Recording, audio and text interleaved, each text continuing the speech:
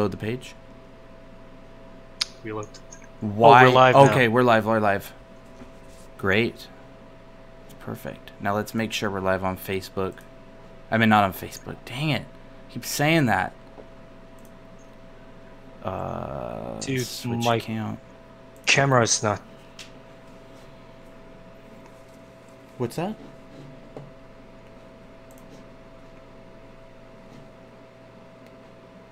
Hello? Oh, he left. Oh, Buren's like, yeah. Are you sharing your webcam, dude? Yeah. Give me a second, because I was sharing my screen before. Okay. Just go ahead and turn your. I think- Yeah, there we go. Okay, great. And we are waiting for Buren to get back, but Awesome. I believe that we are live. Where's the video? Yes, we are. Okay, we're live Yes, on both. we are. We already having comments. Yeah, we are. That's cool. That's cool. Okay. Where's the YouTube link? I need to find the YouTube link to our live. There's Buren. Great. Buren's back. Okay, we're live now. Awesome. Welcome. Welcome. We got one watching. Hey, guys. Hey, everyone. It's a great evening. It is a good evening, isn't it?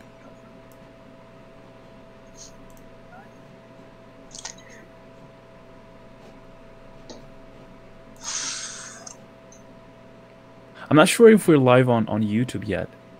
We're live on YouTube. We are live on Awesome. YouTube, and we are live on Twitch. We have 2 viewers on YouTube, and we have one on, or a couple on Twitch or something. I don't know how many viewers. Those viewers are us. We're just, we're just checking ourselves. Yeah, we're just making sure the stream's set up nicely. We've planned out a whole bunch of paintovers. We've each taken on a number of pieces that we're going to discuss. We're going to go over a couple portfolios. Hey, Brandon. Thanks for making it. Looks like my girlfriend's here. Looks like Buren's girlfriend's here. Looks like someone's boyfriend might be here. We got art. Okay. I'm going to make our announcement on ArtQuest General. Actually, no, we already made the announcement anyway, so that's fine. Okay, we got 9 viewers on Twitch. Awesome, dude. They seem pretty excited. Yeah, that's dude, good. This is No, this it's is- just I opened up like 7, 8 browsers. I gotta close them all down. I'm sorry. That's awesome, dude. Oh, Okay, everybody says it's working I hope good. everybody's having fun on Sunday. Yep. Depending on the time zone, I guess some of you are very tired and some of you are just getting up. Yep.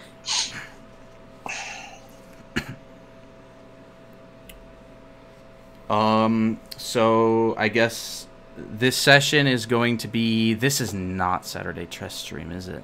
We need to change the title of our video. It says Saturday test stream. You should be able to edit that. Yeah, I should be able to edit on Restream.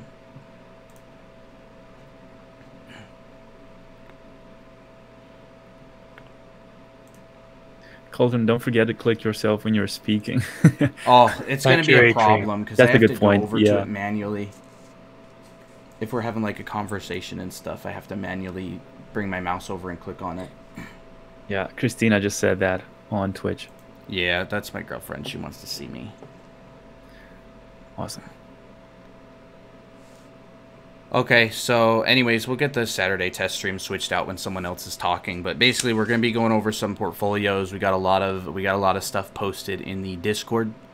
We got a couple things posted on the Facebook, which is awesome. And we're just going to make some. We're going to make some notes. We're going to do a couple paint overs.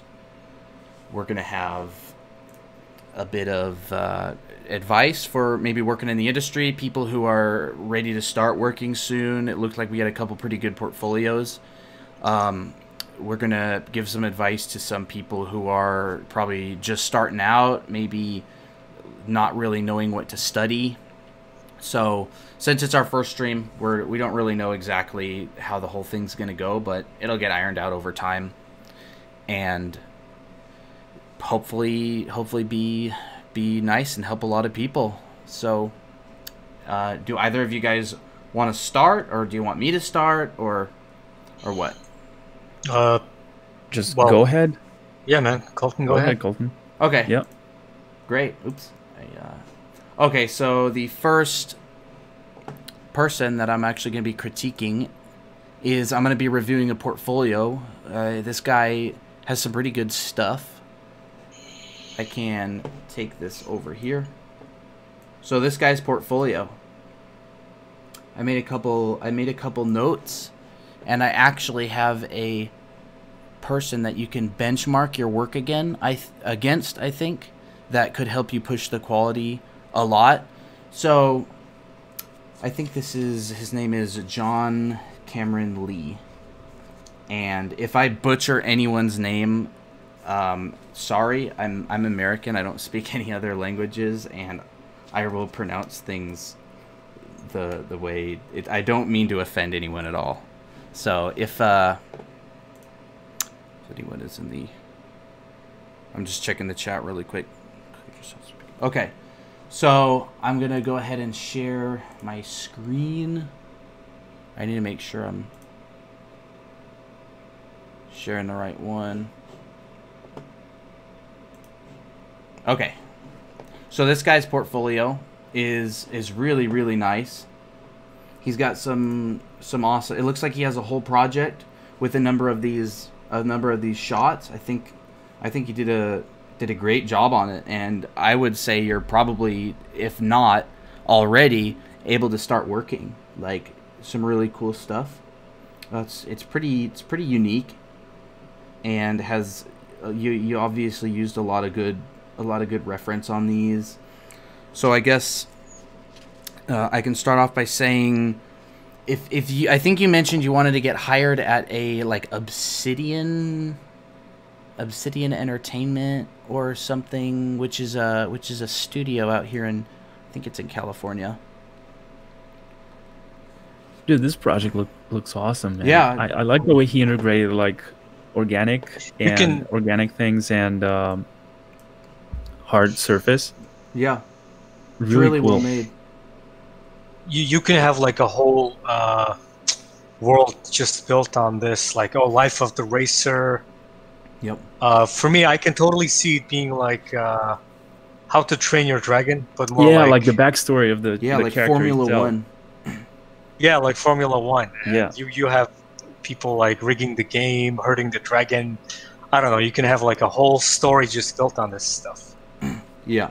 So I think I'm I gonna second that. Yeah. critique primarily the dragon world, because I think that's probably the biggest thing that this person's wanting to have critiqued. I think a lot of your shapes and designs are working really well.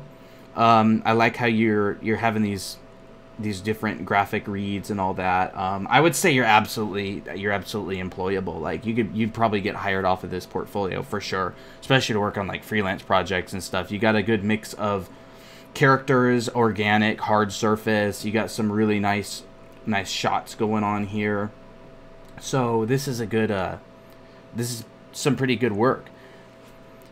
However, since you want some advice on, I'm assuming, pushing this, I think one of the good things you can do is actually look at some other artists who are doing very well. Oh, Dina's hosting us. Some other artists who are doing very well. So there's this one artist. He actually graduated from Art Center recently. Let's see, what was his name? Dean. He had a project that is, in a way, kind of similar to this. His doesn't have dragons, but he has drone racing, and I think putting his work up next to yours may provide a lot of boost to your own work. So, like, and I think we can look at his work to see what he's doing very well, and then maybe in our own way figure out a way to make these do even better than they already are. So I think that your shots are really nice, but I think that if you want to get hired at like a big AAA or a studio that may that may be looking for just top quality work, one thing that I would say is to put in as much as you can into one shot. Like, you want each of your images to be a one of a kind. Like, I think there's a couple that I think this one is doing it actually pretty well. I think this one is one of a kind the best. I would say also your a little bit of your rocks in the background are disappearing and a little bit muddy. The forms aren't reading super well, which is something that a big studio would look for in work. They want to make sure that your all your images are at the highest quality that they could be. So like some of your rocks in this area could be rendered out a little bit better. Like maybe bring your rocks back here in the background to the same quality, not necessarily the same detail, but the same quality as these ones that have the nice cast shadows on them and forms and are reading well. And I mean, obviously I like the idea of being able to keep it loose, but I would say even just it might be too low contrast in comparison to, yeah, I mean, like obviously when you step away from the camera, you know, the further away you get, the lower the contrast, but it might be like exactly what you're doing right now. Yeah. I applied to it's too low in contrast, exactly. I think. So I applied to a studio a while back, and I was talking to an artist at that studio. It's a big studio, and because I was applying there, unfortunately I never finished applying. I decided that I was gonna remain freelance, but he immediately pointed out some of my rocks in some of my images were muddy, and he was like, these are some things that my art director is going to look at and be a little bit skeptical about. Like, he's like, a lot of your stuff is pretty good, but some of your rocks are a little bit muddy, and if you can just tighten and tidy those up, then it would make him feel a lot better about hiring you. So I would just say some of these rocks, make sure the forms are reading well and all that. Your cast shadows, you can play with your color temperatures a little bit. If you notice the color jump between the lit areas and the dark area, you might want to play on your color temperatures a little bit more. Maybe take the shadow and bring it a lot more towards like blue or something, desaturate it a bunch, and maybe, you know, because you have a completely blue sky in your scene right now, and that's actually going to fill all your shadows with that sky color. So I would say bring this quite a bit towards more cooler. You want all your stuff to be a bit cooler. There's that. Your rendering is great. I'll talk about design of the actual suit itself in a little bit, which I think is a pretty good. It's pretty good right now, which is why I'm not addressing that first. Like a lot of these, like just color temperature stuff like that. You'll get some warm bounce to going up in there. It's really just a balance of what you want to do. You know, each artist is going to interpret differently how the image is going to be finished. You know, so I would say just like maybe focus on a little bit of your light is coming from like kind of this direction, like that. So your light would obviously be hitting all of these.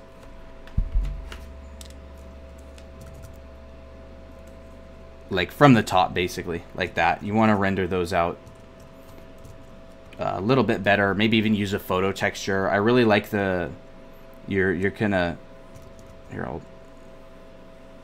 like overall composition and your parallax. Like your dragon is in front of like different things, and the perspective of it coming towards us, I think shows really well.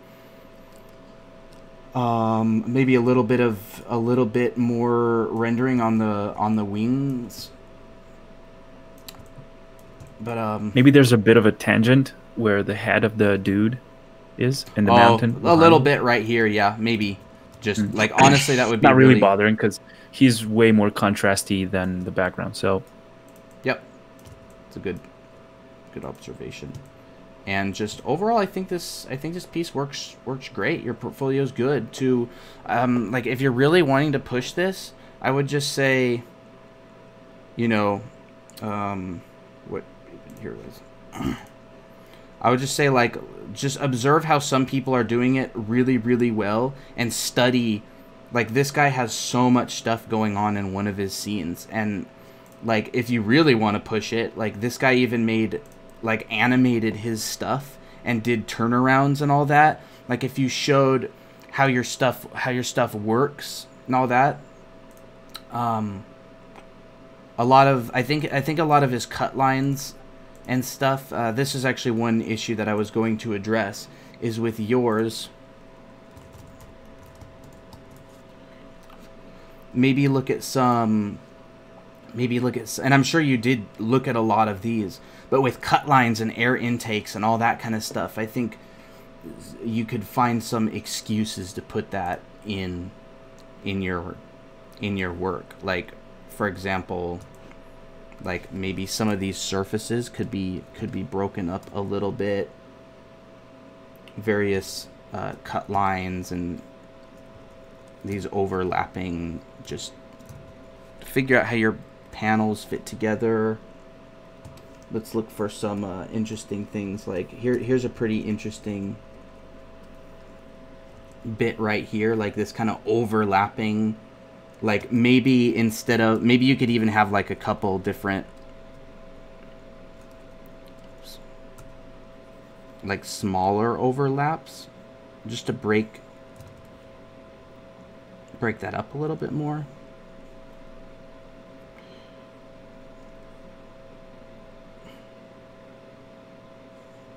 Focus on like your big, medium, and small shapes.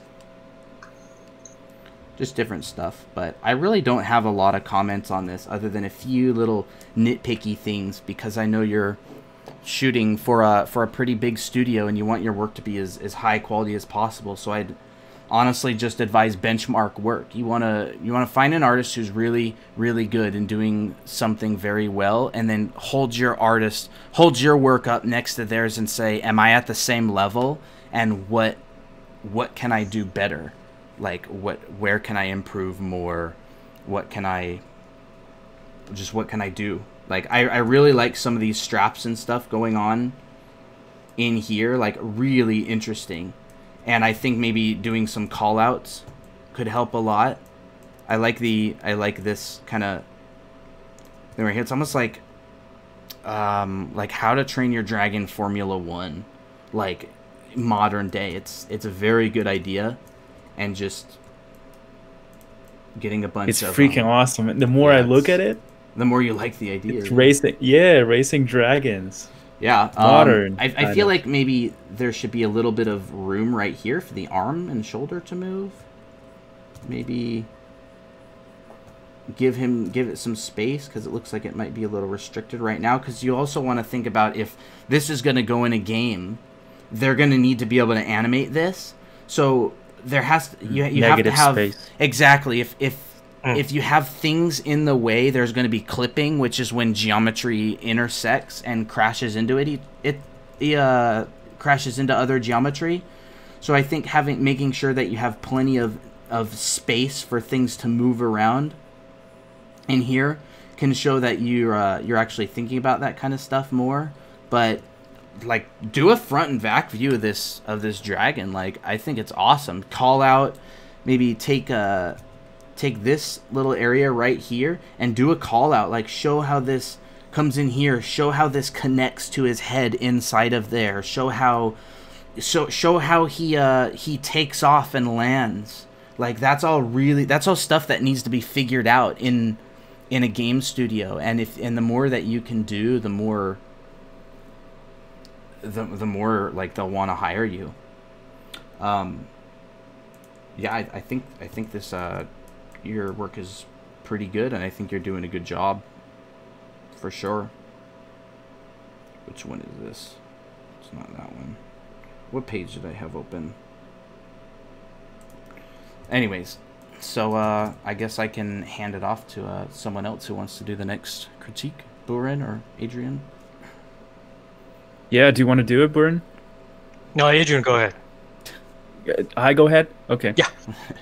All right, so I'll switch All to you. right. Give me a second to set my my stuff up, because I actually have to change the microphone, because I'm going to work on a tablet over here.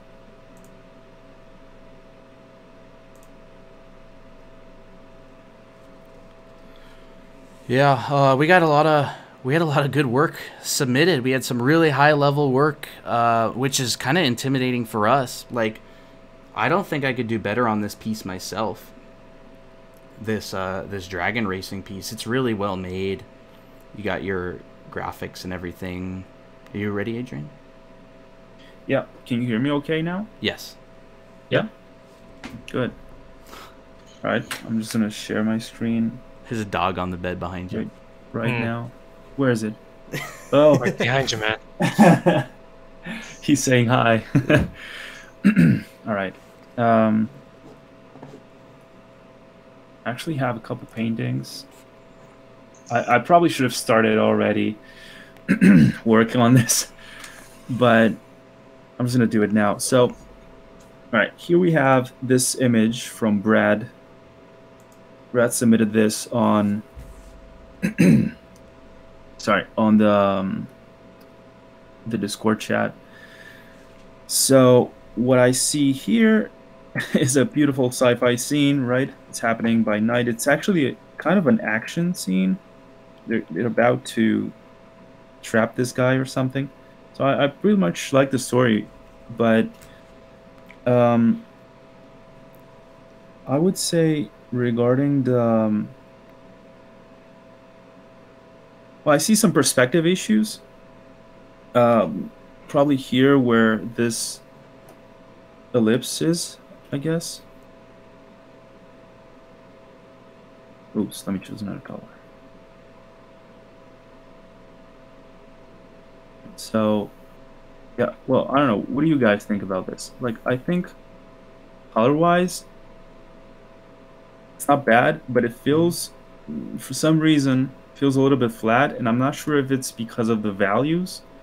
Because if you see here, on this wing and this building are pretty much far away from each other. Yeah. Yet they seem to. This one is at 13.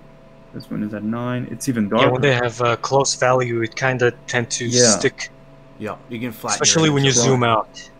Exactly. So I'm sorry. I'm kind of just going to destroy this a little bit. No worries, dude. Just do your thing. So I would separate this ship. I'm just roughly doing this now. Okay.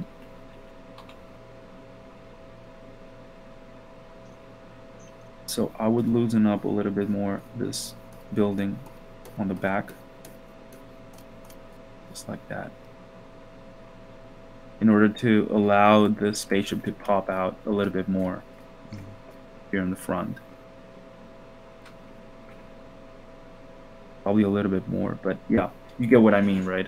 And maybe same thing. We could do the same thing from, you know, this guy regarding these bad guys, or I don't know. I'm assuming they're bad guys. Something like this. This is what I mean. See this? His arm, his right arm. It's kind of blending with this guy. I think. Even though I don't think there's going to be so much fog there, you can always fake it a little bit, so you can give this impression of depth. You know, you have this depth effect. Especially, look, see this kind of haze these lights are making, like are casting over this thing. Why not obeying the same rules over here with this guy? Yeah, and with the city in the background too, definitely. Exactly. Yeah, exactly. That's and probably also with the front of the spaceship, because it feels like I don't know what word to use here to like there's there's not really light affecting this area. So I would go ahead and just paint some light on top of this. Just like, you know, when you're by night standing in front of a car light, you almost don't see the car, really. And of course, the purpose here is to show the spaceship. But I think if you can blend it in like this, and again, this is just my opinion, right?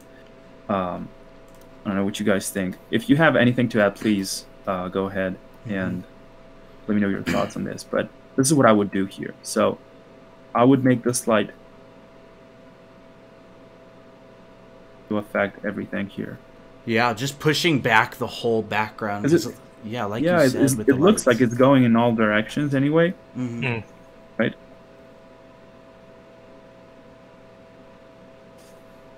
Because when we see light like this, it's already hitting our eyes as a viewer. Yeah, exactly. And I guess that was his point, right? To blind you somehow with this, because you're kind of almost in this guy's, under this guy's skin. So one thing that helps a lot is to turn it black and white. And this way you can see like what values are off and which ones are kind of right. So we can see that this building over here is pretty dark right now. And as you said before, Colton, this is something that has to do with the whole background, I guess. Yeah. So I'm not sure how to deal with this right now. I would say just, I think I'm just gonna like put a big old wash over it, probably. Yeah, exactly. Just paint on top of everything. You can kind of guess, and that's it. You know, you kind of paint on top. I used to hesitate a lot, you know, on taking this step, but with digital, there's no problem. You just create like a new layer on top of it, and that's it. So I would do this, and I actually had a couple examples here. I really like how Jama Jurabayev does his sci-fi landscapes. I'm trying to find like a night scene right now. We check this. Yeah, definitely. Wait a second. That's not. Probably this one. This is a night scene, right? So look Jama's? at all this fog. I don't think this is Jama's, but it showed up in the search. So Okay. I think this is definitely. But since it's not a night scene, I don't think it's gonna work. But yeah, I mean, this kind of haze, you know, this kind of fog. I think it's definitely something he tried to do here. You can clearly see it. If I turn off my layer, it's still there. Definitely push it. But I think you can, yeah, exactly. You can always exaggerate that a little bit more. See, this is the before and after. And what I would do now is, I think I would just isolate this foreground, which is this platform where all this is happening right now. I'm just doing it roughly.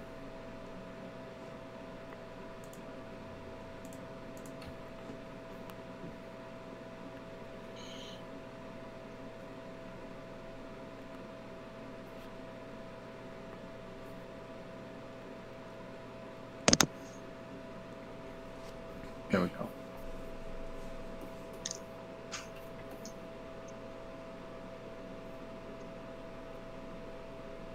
And I'll do the same to separate this guy. Again, he's even more foreground than all the foreground itself. He's the closest thing we have to the camera. I guess this is a belt or something. Yeah. So it's part of the character. I might be wrong, but I think that due to Fresnel effect, the platform right behind those bad guys would be like really shiny. Yeah, you're right. Because of the angle of the light. Yeah, we're going to talk about it'll be bouncing exactly, off the floor to the guys. So Buren, your mic's a little bit loud. Sorry. Is it okay now? Yep. so their legs will be even more pronounced, I think. Mhm. Yeah, because it's like an angle bounce right to our eyes Mhm. at that flatness. And some of these speculars on his clothing on the edges is a little bit. Yeah, it's like it's too shiny, right? Like this thing. Like this one over here, for instance. Yeah, I don't know. It's like. Yeah. Go ahead. Oh, I think that what he was trying to do was use that kind of white outline around him to pop him out. But Pop what the he, figure, yeah, exactly. But what you need to do is you need to push the characters aiming guns at him back in value altogether, and then have your character who's holding up his hand being arrested to his value needs to hold on its own without having an outline. So Yeah. he's 90% dark. The characters pointing guns at him are, 60% dark, and then the entire city is like 30% dark, and you have to work within your value ranges of each selectively. Exactly. I'm just trying some stuff here with the curves to see if I can make it. I was going to say less contrast, to put less contrast on it.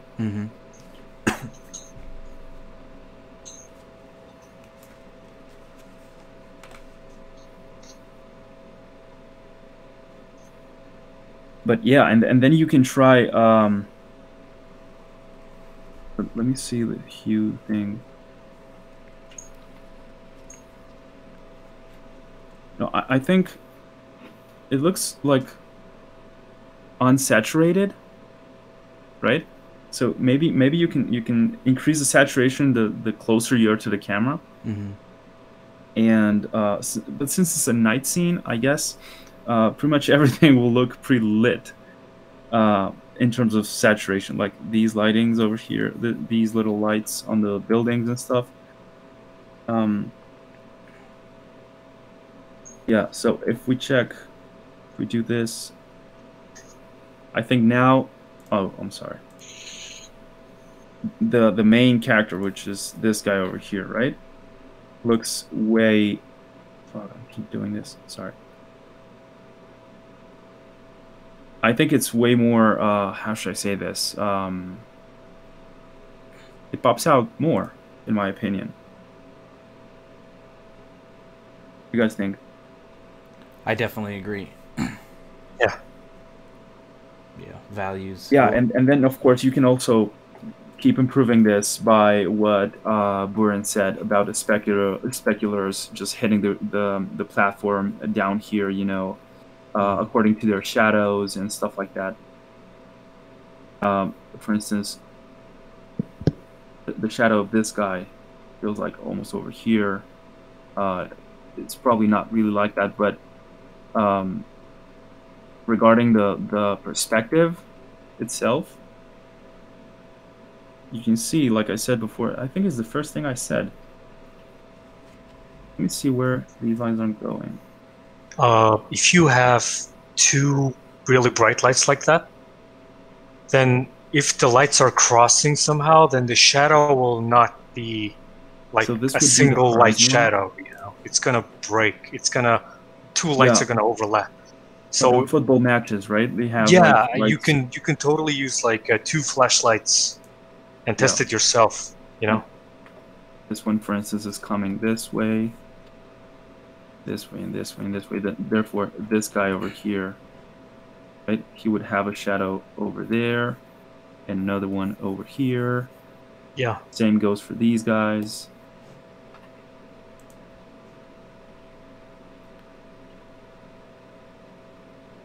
And then what I wanted to say, I lost it. No worries. We got to figure out where the horizon line is in order to, apply all the perspective to the same, to all the objects according to the same perspective. So here should be like the horizon line according to these buildings. Like I'm assuming they're horizontal. And, well, in this platform, it's kind of going downside, you know, like it's kind of going downhill. So if I take this platform as a reference, maybe these buildings should be changed a little bit more. Because these lines over here are saying we meet at the center right here. And this is the horizon line. So I think that could be definitely a major point to... It's the first thing I saw on the painting, actually. Also for the bad guys, the rim lights will be really strong because they're way close to the light source. Exactly. Yeah, they're way closer. So those highlights where the rim lights will pop way Basically, more. I think unless the floor is bouncing back so much light back to the bad guys, we will probably not see so much of their face, I think. Yeah, they'll be silhouetted. Yeah, you mean it would be so lit, it'll just right? be silhouetted out. Yeah. Right, not like that. Yeah. Then another thing I wanted to say is that probably the buildings on the background, although they are secondary, right? So the first thing we see is this. Then when you look around, they pretty much feel like they're all the same size somehow. And I think it's always good to create some contrast. You know, like probably I'm just gonna cut one of them, and this is this one, right? And make it a little bit bigger. Like, I don't know, creating some, or even smaller, I don't know. Like allowing others to show up, like creating some secondary interesting point in the background, I guess. That's how I could call it. And yeah, well, I'm not sure what else to say. That's pretty much it, I guess. It all has to do, for me, like my bullet points here would be the values, mostly values, and the perspective, right? And then also adding like the little lighting comments, like you guys said before, about these bounce lights and cross lights. Exactly. Yeah. So yeah. But good work, Brad. Really cool stuff. I like this idea. I can actually see this in it's almost an action scene. I wonder what's gonna happen next. You know, when I wonder if this guy has like a super power or something, like it's gonna fuck him up somehow. I don't know. But yeah, really cool stuff. Yeah, thanks, man. I'm passing the ball to you guys now. All right, Buren, you got something for us? Yeah, I have one. All right. Yeah, let me share my screen. So what we see here right now is from our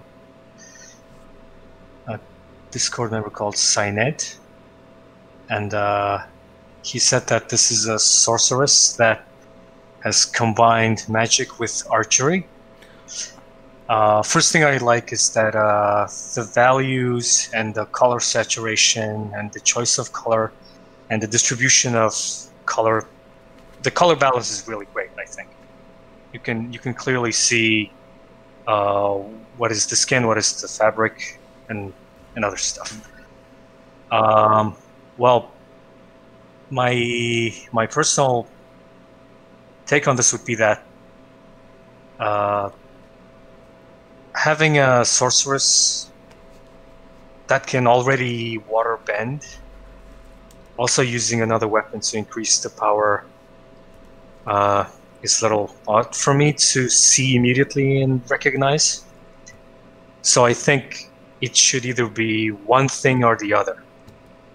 But if you want to keep it this way, I would probably say this character has a magical sorceress type weapon, you know? It's a weapon that is magical, that is powered by water. So let's say that could probably help with the design of the bow, for example, I think. Also, I really like the design of the bow. It's really exaggerated and cool. But the only thing that's hard for me to see it as a bow is that it's missing a string. But I don't think it's that important. Maybe if I go with the angle that this is a magical weapon that is powered by water, would be, I don't know, creating a design of a bow where you can have like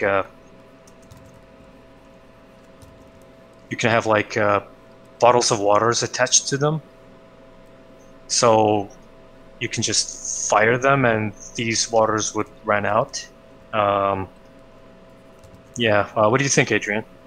Colton? Yeah, like bullets made out of water, I guess. Yeah, bullets made out of water. And also, you can think about, okay, if this is definitely like a character that would go to war, so I would say carry like a lot of water with this person. Carry as much water as they can. Maybe if they're fighting in a desert or anywhere. You know, also, maybe the way that arrow is placed in the image is what kind of confuses a little bit. I'm not sure. I'm just asking. One of the reasons I got a little confused and thought this should be one thing or the other specifically is because I can see that this person can already make this arrow and throw it. Yeah. So I thought, what was the need of this bow? So I think, at least for me, it's just easy to make some person that has a magical weapon. And the magical property is that this bow can turn arrow into solid projectile, right? So yeah, with having said that, you can already throw or can crash. Remember? Bruce Lee, right? Yeah. So this character creates like an arrow out of water, right? Yes. And I guess, well, I'm not sure which would be the best way to portray that with a character like this. Like, how to... I'm just thinking, because there's like water surrounding the entire bow, you know, and it surrounds the lady as well. It goes from behind. Or you can, rather than showing the thing arrow like holding up like that, I think it'll be just best to make this just flow right into the bow like this, and you can already see the water swirling like that. That's a good one. I think that would be probably the safest bet. Or probably make her like in a holding position, like she's almost like charging the bow. And probably you could see like that arrow coming to life from water to a solid piece. You know what I mean? Also, one of the things I would like to recommend is that this character is really interesting. So I think it would be best if you show this character from the back and the front, you know, because we might also like to see how the water cartridge is designed in the back. Does it open up the top or does it open at the bottom?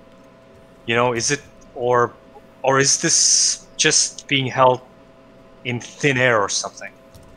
You know, that would even add to the interesting points of this character, I think.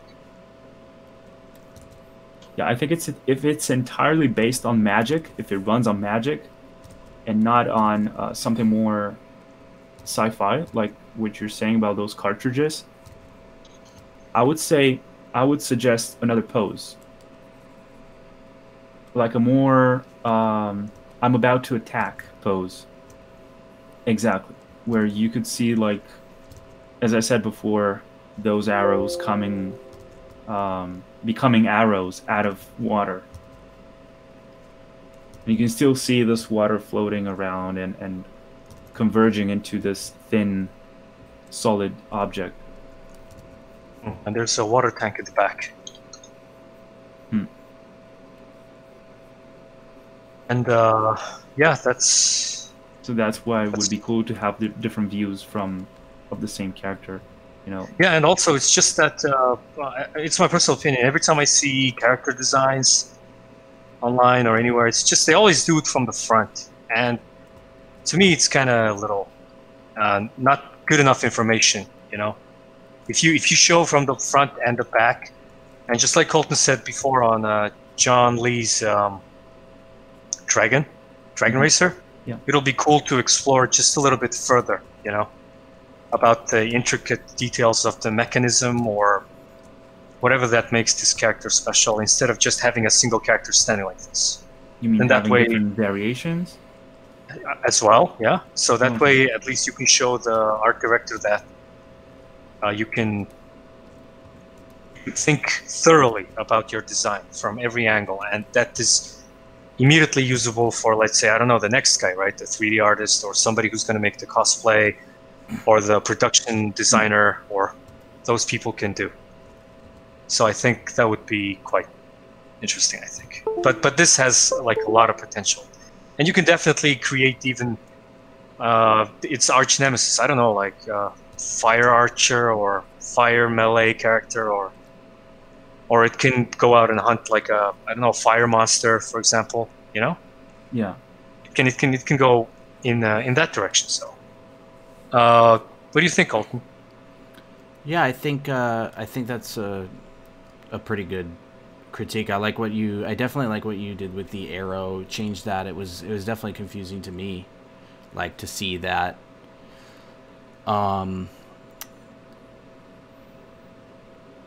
Maybe some more value breakup on the character a little bit. I find that maybe the blue on the bottom of the skirt is a little attention grabbing, and that might not be where you want the attention to go as much. You might want the attention to be like directed towards the face or the body.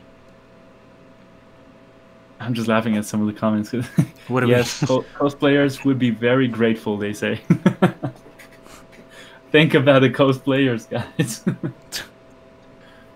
So And yeah, also, Rowley answered as well. Cheers, bro. I'm glad I could help somehow. Yeah, I like the backpack idea. It makes me think of like a waterbender from something like Avatar or Korra, The Legend of Korra, or Avatar: The Last Airbender, where maybe they have some sort of bow that they use to direct their energy or their water, so they can shoot like an ice arrow or something. Maybe play on that, because I think a water arrow in and of itself might not be that dangerous, but ice is. So maybe the bow turns it into ice, or some sort of process in that. Like, they can hold a whole bunch of water, and then there's like these ice arrows that they shoot out, and they could probably get a bunch of arrows out dude, of it. the ice thing is really cool. That's a good idea as well.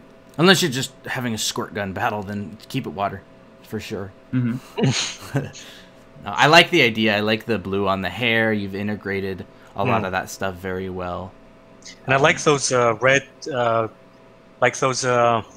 green, purple, orange thing in the center. It's really attention grabbing somehow to me, but I like it. It doesn't distract too much. It's kind of awesome. Maybe it's something that shows her rank, or I don't know. It's something from her tribe or something. Mhm. It can have. You can just keep developing each little element further. You know. Yeah, definitely. Yeah, I think that's all I have to say for this character design, at least on my end. Yep. All right, I'm ready. I've been working on one, so Okay. I'm ready whenever you are done. I'm done. I will wait for my turn. Yeah. Okay, great. So we got this, and I'm switching to this. So let me go ahead and turn these layers off. So I don't... Who made this one?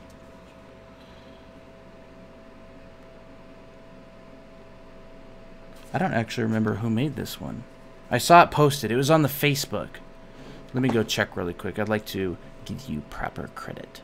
It was Ruben Lane. Yeah, thanks for... he says this is a work in progress I'm doing right now. Would love your thoughts as always. We'll try and make the stream. Okay, so I have some comments on this. I think it's a wonderful start. I think that you have everything in place. Your values aren't bad, and it's ready to take to final. There's a couple of comments that I would give on taking this further.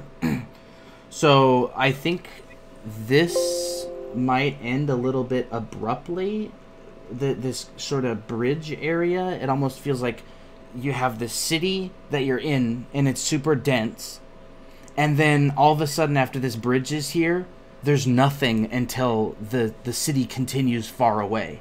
So I think that maybe adding another bridge may make it seem like there's more to this city than is really shown in this image so far. So I went ahead and took this. I just copied and pasted this down to here, so it feels like there's a whole nother section to the city. And you might even want to put some like buildings poking out right here, depending on the shot. And then focus on designing the silhouette of your city back here. Maybe if there's like a palace or a castle or something, you know, you could do something like that in the back. So another thing that I did was I focused on some of... I don't actually like that. Oh well. So I focused on some of these areas that I highlighted in orange. Well, I didn't paint on it, but I think you should focus on these, because I see a bunch of photo textures in here right now that are all a pretty good value, but a lot of this is very vague at this point. You're gonna want to go back in and figure out exactly how this building works, what the levels are, you know, where your windows are. Think about how many stories are in this building. You have like a door right here, you know, from a top view, for example, this building, this may be like, from a top view, maybe this building is actually like this. So this wall right here being this plane, and this wall right here being this plane. Like, is it at an angle, or is it a continuation? Like, from a top view, is it like this? You have to figure that sort of stuff out.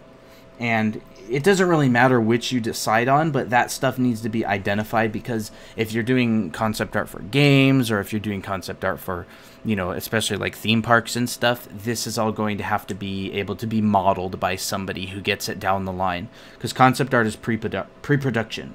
Like, you're giving this to somebody to build it. Or if it's for mood specifically, then I think this is doing a pretty good job. Someone may come in down the line and take this image and do further concepting for it. But like a bunch of these plants right here, I think could be explored a little bit more. Catch some of that light hitting it, you know, like in there.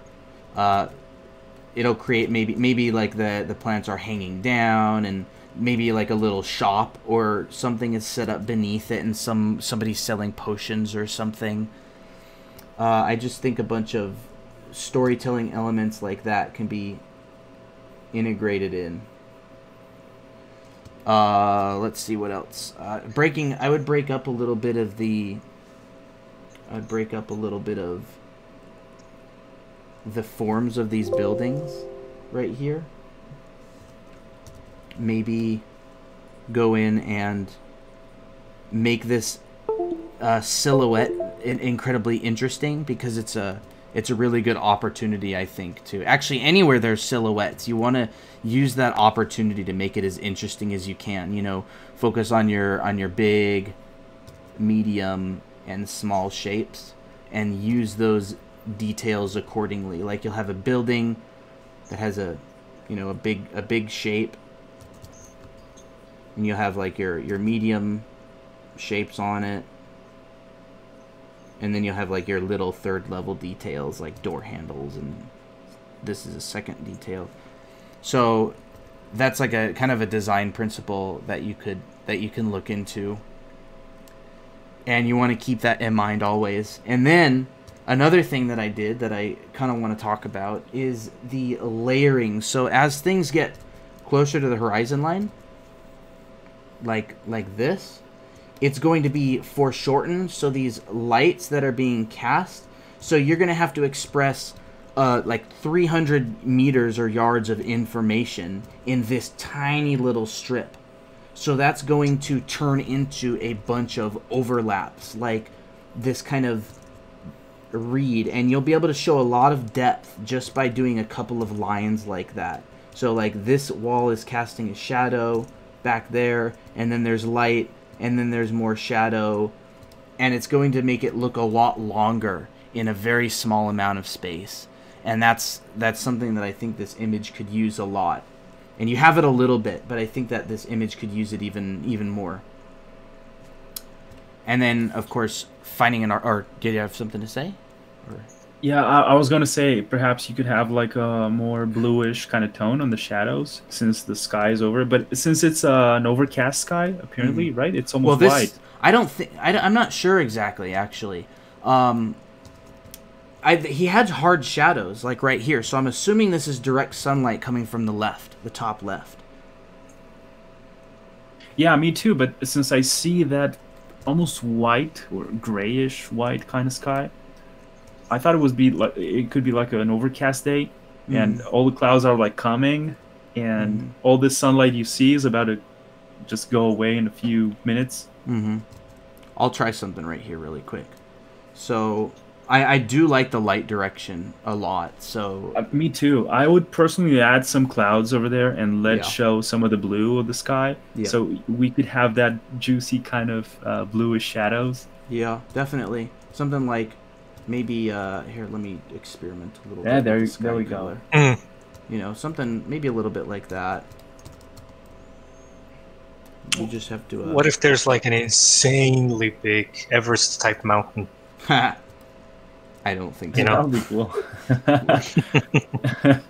I think it would steal the image. Yeah. I'm not sure exactly what kind of sky to put in this. It's like maybe a little bit less toned down, more dry air, because this looks like there's camels. It looks like it takes place in the desert. So maybe a little bit more dry air. You got some of that dust coming up from below. Point. Some of that really just hazy, you know, like something like that, maybe.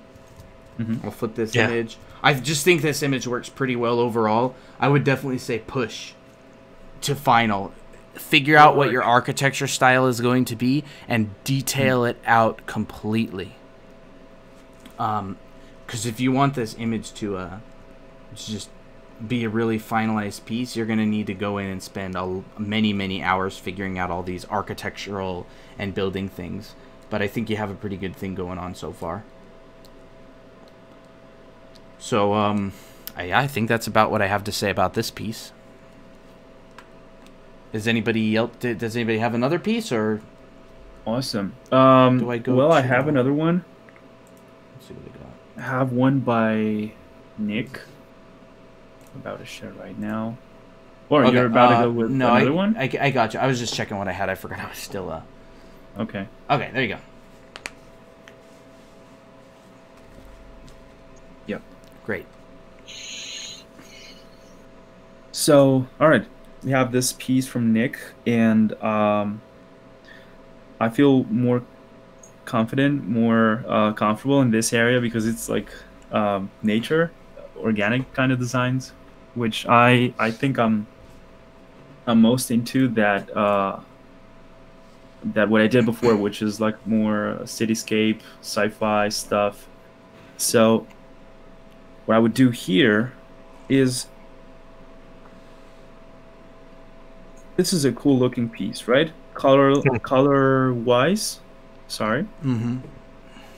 It's really good, but I think it could gain some more value by perhaps adding some shifts in terms of hues here and there.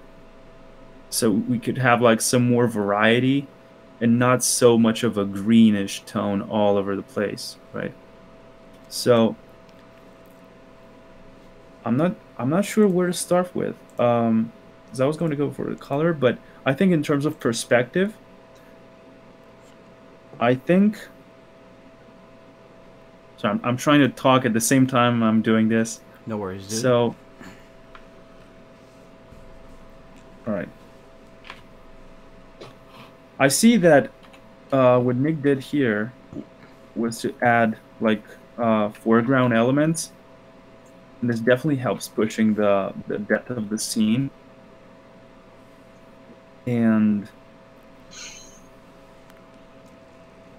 what I think works really good let me check the values real quick. So if I turn this like this, looks pretty good, right? But I would do here.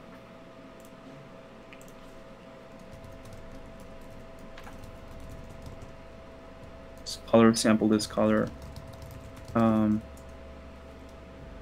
go for a more bluish kind of tone, like this. And paint on over here. Paint the cell like this. Kind of what you did with the sky back there, Colton.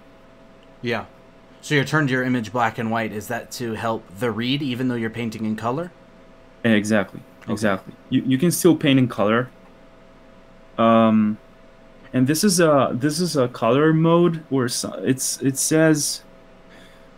Sorry, it's color proof, I think. I forgot where I did this, but if I ever find a tutorial again, I'll share it because it's really useful. You just hit Control Y and you go into this mode, and you hit Control Y again, and it deactivates. Okay. So it's really handy because you can still paint with color. You can still sample colors from the image. As you can see, I'm not picking gray, I'm picking color. So, yeah, I'm just going to go for this kind of...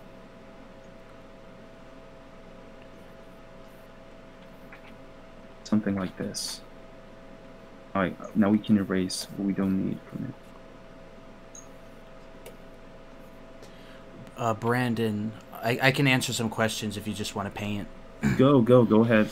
Okay, so Brandon asks, does an entire piece have to be detailed up to the level almost equivalent of an illustration, or just the parts most important? Second thing he said, I think.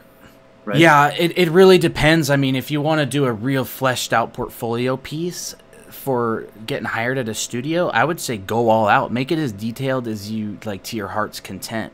But sketches and stuff like that, you don't need to like detail them all out. You can just focus on the focal point if you want to do a call out. It depends on the style you're going for too. But I think that bringing your image to a quality that looks finished is pretty good to do. Like, you want your image to look like it is done, if that makes sense. Having one real done image will always be better than, let's say, having like almost not done 5, 6, you know? Yeah. Because if you have like a really good one image, you might actually end up using that to be your what do you call, like a brand almost, like. Yeah, I got hired off of one image. Some artists actually do that. Like they have one famous image, and when we think about them, it's that quality, it's that execution that we just remember. Oh yeah, that guy. Mm-hmm. Yeah, you want all your images to be as polished as you can make them, as long as, like, if you're talking about portfolio, you know, not all your sketchbook stuff needs to, like, draw what you want first of all, but if you're looking to get a job, make your work look like what you want to work for, or I guess I would say make your work look like presentable to someone who might hire you. You know, get it, like, spend a lot of time on your work. I would, like, you know, I would say spend 30, 40 hours on each piece if that's what it takes. Let's say observing, like, in real life, landscapes and stuff like that, you can see clearly how the detail diminishes in the distance, right? Mm-hmm. I think it's always a good idea to emulate that in paintings. Like, for instance, right here, if I would go and try to detail all of this evenly, you know, like even the farthest branch over here to be equally detailed as what we have here in the foreground, you would lose pretty much a lot of interest in your interest point, which here would be these two elements, right? I think, yeah, it's from my perspective, this is how I see it, right? So I think it's better to just, for instance, here I would just focus on detailing this thing, you know, and where this guy is, that's a character, right? And he's heading into this egg-shaped building, right? Mm-hmm. So I think that's where I would put the detail more. It also helps getting inspiration from other artists' work and see the way they approach this kind of questions regarding, how should I say this, detail distribution around the image.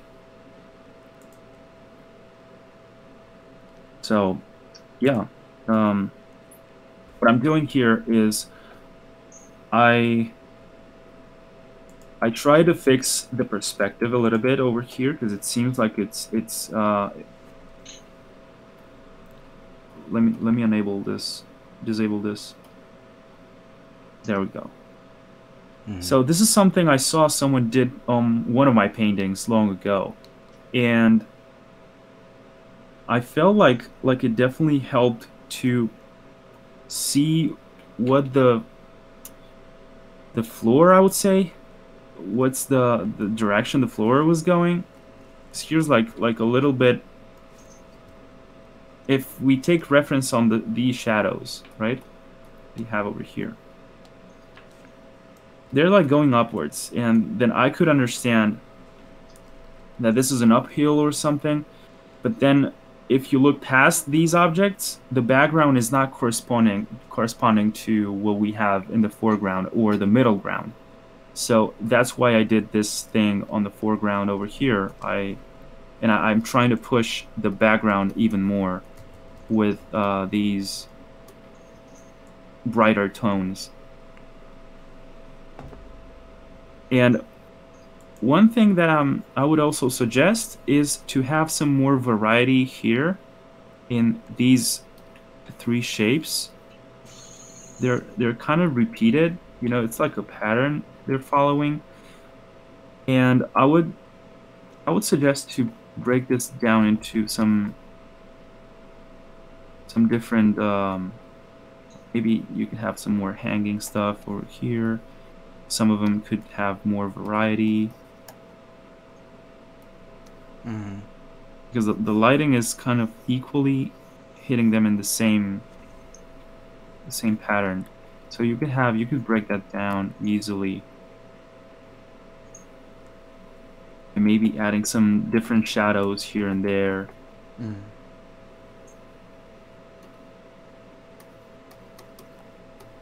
Kind of like this.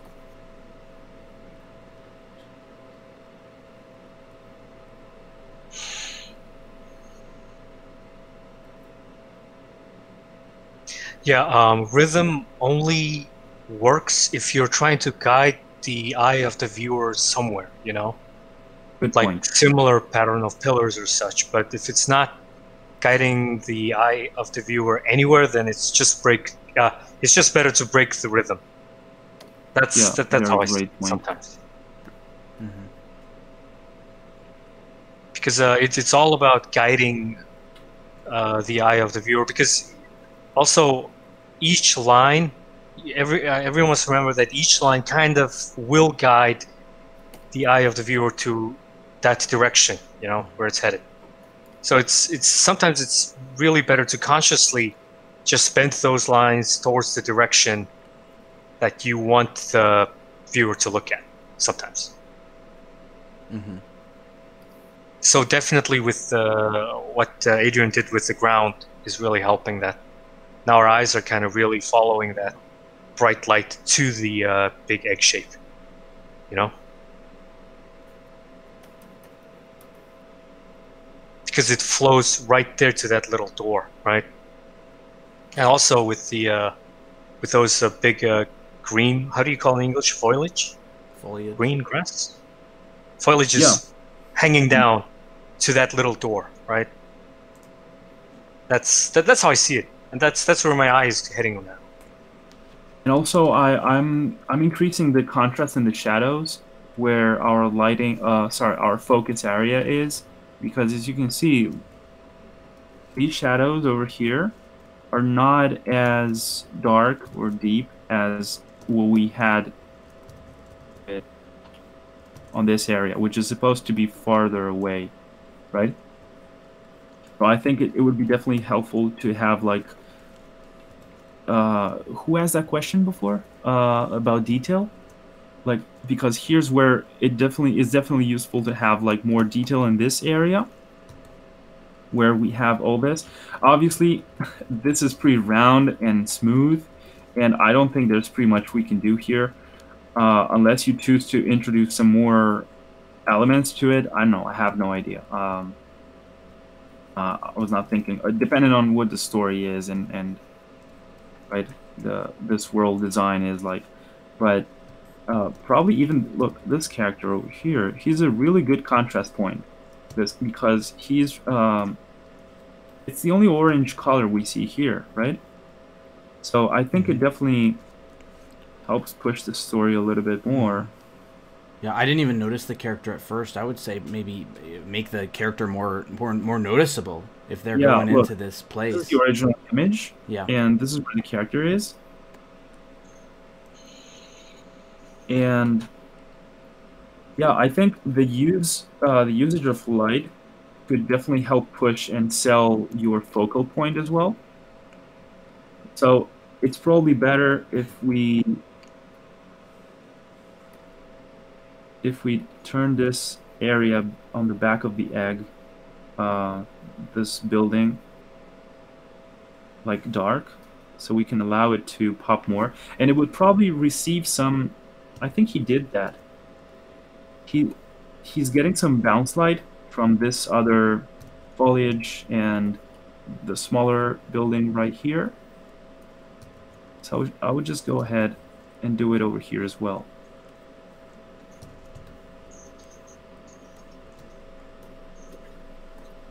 Yeah, that's definitely good. And again, that comes from observation and looking at things in real life and see how light interacts with these objects. And then, of course, trying to just emulate that. I think doing a lot of studies help with that. Although it's such a generic advice, like, yeah, just do more studies. You know, yeah, but it's really important. How should I do them? You know, I would say just copy whatever you see in real life. Try to represent it the best way you can, and then try incorporating that into your designs, your own stuff. Yeah, definitely. So here we would have some highlights on the foliage back here. Like the values. You can see like an abrupt separation here.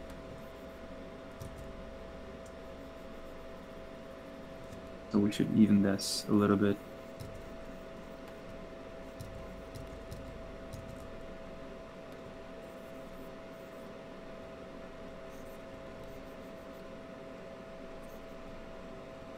Yeah, what do you guys think?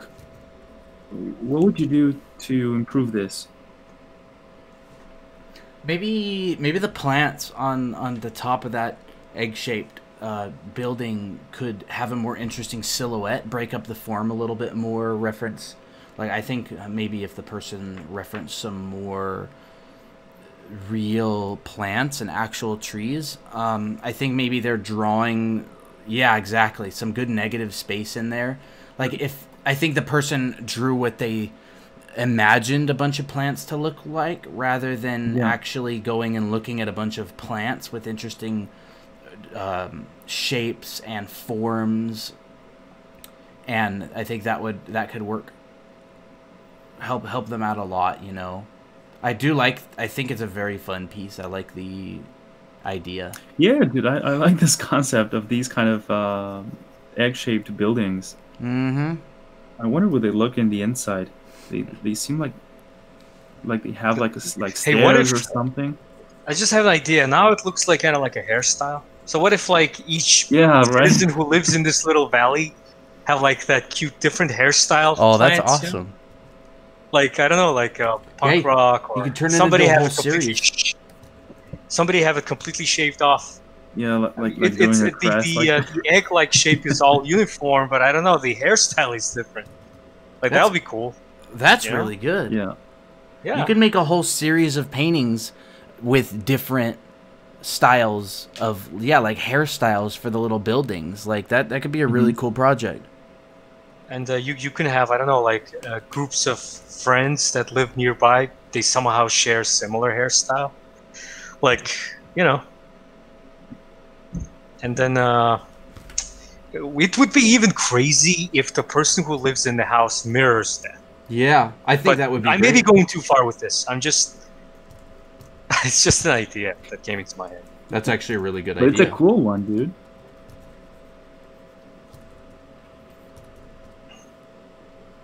Yeah, see right here, I'm not so sure where the vegetation and sky are meeting. So, what I'm going to do is I'm going to turn on the value thing, like this, and just brighten up the sky a little bit more.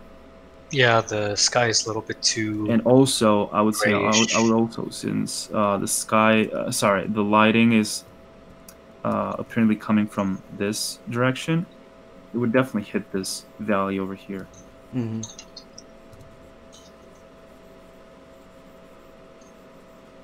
Something I'm not sure is what this is, because it looks like a giant structure back there in the background. Some sort of mechanical wheel or something. So I'm not sure what to do, but I would ignore it right now, because I don't think it's adding anything right now, unless you want to kind of say that like there are some different kind of buildings, you know, back there where they have like these kind of patterns with I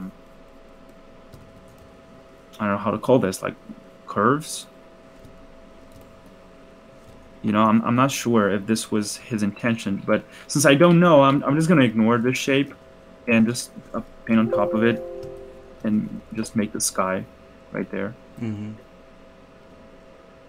Yeah. Maybe even a mountain or a hill back there or something going off in the distance, but... Yeah, like this one over here. Be it.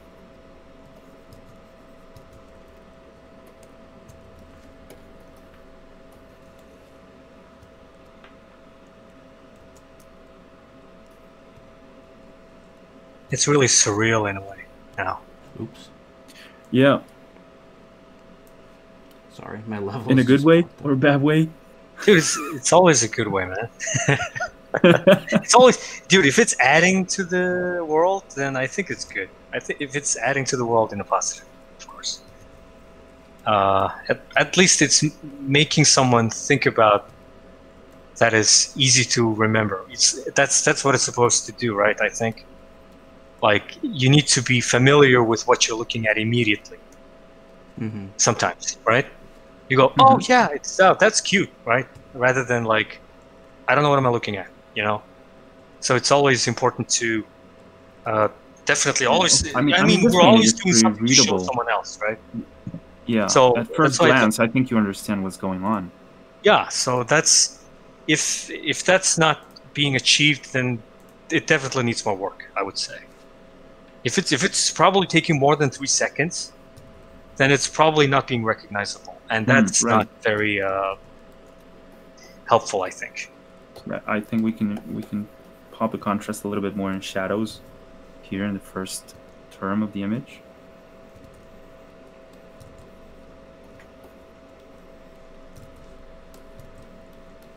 Yeah, so, well, I don't know. This is pretty much it. I think this area over here be a little bit less brighter in value, I mean. Brighter overall. So yeah, do you guys have more paintings? I have one more, I think. Great. Okay, because this is pretty much all I can say for now. I hope it's helpful. Somehow, look, this is the... I'm going to do a before and after. Yeah, side by side. This I think was... it's best to... I don't know. It's up to you, man. Yeah, let's post Side by the side, paint okay. overs in the Discord after. Yeah, we will. Yeah.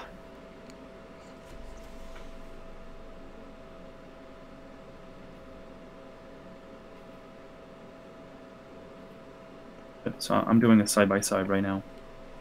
Give me a second. Okay. Yeah. We can put a side by side in the Discord after, probably. Yeah. All right. Okay, so that's Then yeah, this is pretty much it. I hope it's helpful somehow. And don't hesitate to reach by at any point and just ask whatever regarding this. Yeah, Ursula So, yeah. says to add story to this, you can add objects outside the house, cloth, axe, table, blacksmith, fireplace, other things. I think story could go a long ways in this too, especially if you play on Buren's idea of having the different hairstyles. Maybe that could even transfer into their... It might be too open right now because there's Yeah. nothing really, no objects to base your story on other than this huge building. But yeah, her point is really good. You can probably add like a lot of stuff over here, like a little path, probably some more elements that can identify what kind of culture are we in, different references, you know, to support the story overall. But yeah, good job, dude. Keep going. Buren, you... Yeah. I switched have one. Yes. There you are. I have one character from Atmika Atmana. She posted this on our Facebook page. I really like the Mad Max vibe going on. I have a couple of bullet points. I'll just read them and explain it. The first thing that, on our first glance, that took my attention was that I can see this character is walking, but due to this bottom part swinging this way, covering the other leg, it's very hard to understand that this person's walking because it almost looks like a single shape that doesn't have the other feet. You know, that's how I see it. So I think it's better if you somehow show the other leg. I don't know, like could be popping down here, maybe. You know, just. Exactly. It's probably the shape of the pants. Shape of the pants. That's weird. Yeah. If you really want to make it swing this way, then I don't know. You could make it swing the other way, you know. But it will definitely make this understand that this person has two legs, or walking. It needs to communicate better, right? That's one. The other one is that I can see that the mechanical hand is being held by the other human hand. And it would be, if this is the point you want to sell, it's obviously better if you try to make it crazier somehow. You know, I don't know, make it like golden or chrome, or I understand that this hand comes from this broken part where maybe he's taking it to the blacksmith to fix it or something. You know, but yeah, I would, if he's holding it like that and coming towards us, then you could definitely like push it. I don't know, like more cables or make it more interesting, right? Like it's obviously ripped off. I will definitely talk more about what's going on with everything else. Another thing you can give personality is definitely colors, carvings, decorations. Maybe you have some red, blue, diamond that's in there, you know, like you could definitely exaggerations always help on any parameter, right? Right now, I see that it's color-wise, it's really uniform. If you ask me, like his face, chest, the wheels, everything is so warm brown, yellowish, except for the scarf. But even though you tone down this scarf so you can't really see, you could definitely increase the saturation of the scarf to make it more visible. So that way we can immediately notice the person's face next to the scarf. See, if you look at it right away, it kind of pops out, right? You can see it's real close to the face.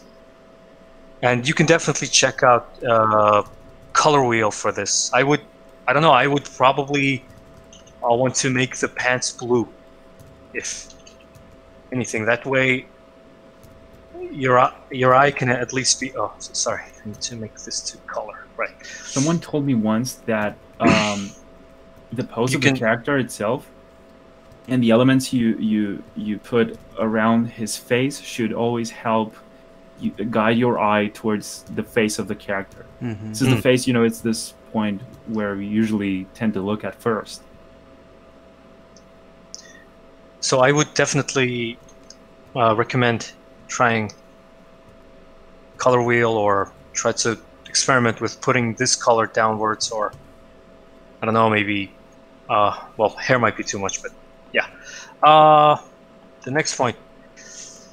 I really like the saturated scarf you did there. It brings your attention more to that area, to the face. One of the thing for me though is that right now the noise of elements is too equal. Like, you know, it's very noisy. Here's the detail thing, right? Yeah, detail is too.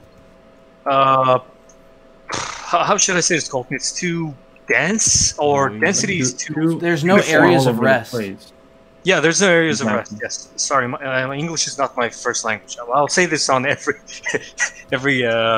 broadcast. So yeah, that's why you need to kind of get rid of certain elements to give it some. See, because if I do this, let's say, and I don't know, maybe erase these elements, your eyes now know which empty spaces to ignore and which dense areas it wants to go. See, like if I just get rid of these elements, right? Now you can at least see, oh, okay, there's this vulture skull, and the scarf pops out really, right? Right. Also with yeah, you definitely need to give it some room to. That's why you need to control the spread of the details. Maybe you can still have those things. You just overpainted, but just lower the contrast, or how should I say this? Like smudge them a little bit more so they lose. Or at least make their values closer. Yeah, you know what I mean, right? So that's a thing. That's another option, probably. Yeah, sorry for interrupting. Just that's what we're. It's always helpful to share anything, because that's what we're here to do. Also, I don't know. For me, you have this diesel punk thing going on, but you have this really old pirate musket gun, which is supposedly pre-steampunk. So I don't know. To me, it kind of confuses me with, wait, is he a pirate? But then, why is he having a car wheel? Maybe because I don't notice this robotic arm. See, because it has this silhouette of a bone, right? That's why my eye will just, at first glance, think it's a bone. But maybe my it should eye be the other arm, right? My eye definitely recognized the wheel, which is definitely late 20th century object. So that's why, for me, it's kind of like, you know, if it's, at least for me, if it's diesel punk, then the gun should be slightly modern. But it's really personal taste, I guess.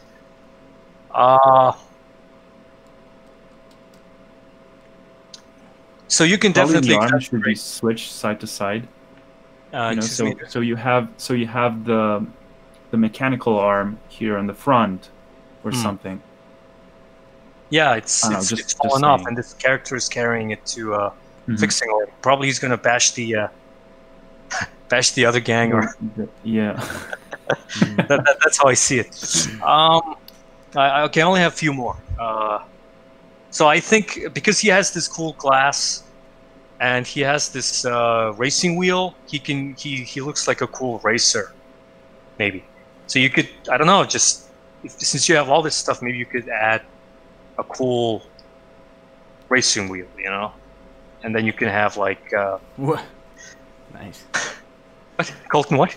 Nothing. I just thought that was funny. Yeah, you can have like a racing wheel.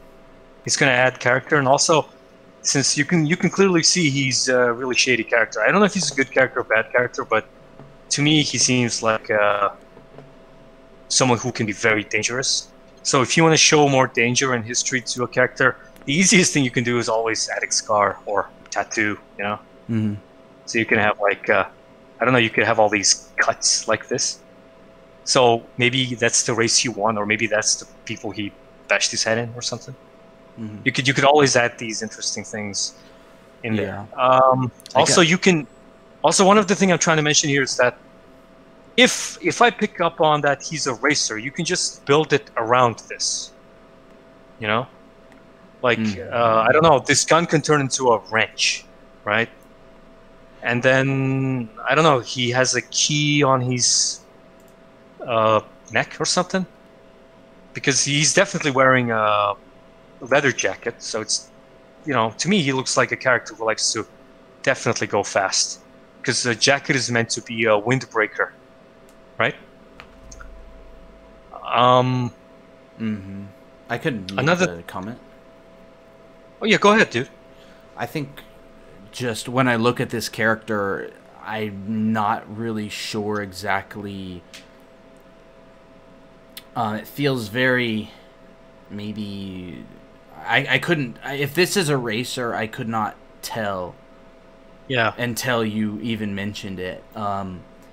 I just don't know exactly what direction this design is supposed to be. You know, is he a captain? I could see captain vibes. I can see steampunk vibes. I can see a racing, now that you mention it, racing vibes. I can see all kinds of different designs that this could possibly be, but I'm not sure exactly what single one that is. Maybe make the character a little bit more identifiable for the position.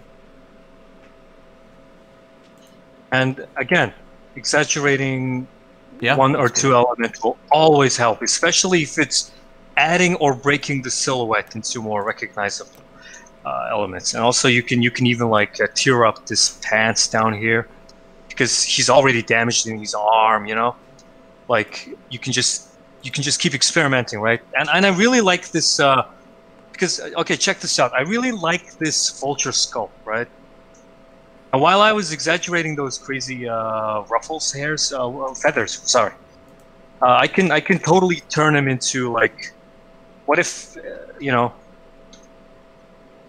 you can just really make him look like, yeah, exaggerate the silhouette. Like he can totally be like this cool vulture type captain character, like it's that the only thing is that the reason I'm coming up with so many direction it can go is because you mixed so many things, and that's why it's kind of really confusing me, at least. But of course you can always pick one and develop it further. That's why it branched out so much. You know, it can either be a driver, a captain, I don't know, he can be a pirate, right? I could totally make the skull bigger and turn him into this. So what do you guys think if I do this, let's say? I'm sorry for getting rid of the arm, but at least yeah, you could even have it poking back out through, or maybe coming out the side. Like if you really want to show that arm, you can definitely have maybe it like draped over, or how about this, like maybe even turn, like instead of that gun, that could be his arm in like a cast or like a sling, or like that's maybe where he pulls it out from. Like maybe when he transitions from like two-armed mode to one-armed mode where he swings the other one around, maybe he like sticks his arm in a sling and like unhooks it and then starts whacking people with it, or I don't know exactly, but just different ideas that could push this idea.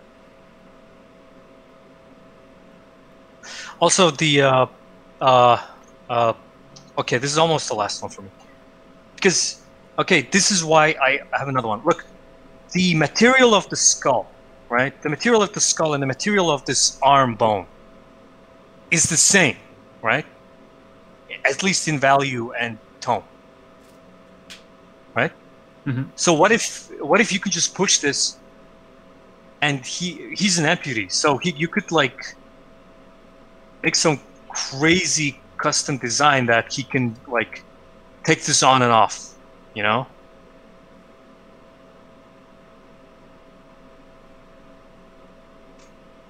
Mm-hmm. You know what I mean? I'm just playing on this whole vulture cape thing, right? You can. Like He it's goes detachable. home. Yeah, it's detachable, but it's kind of cool, like those. What do you call it? Like those cool medallion-ish, in a way? You know, like a chest medallion thing. Like you go It's home, like you a put it on shoulder top piece. of you. Yeah, like a shoulder piece, right?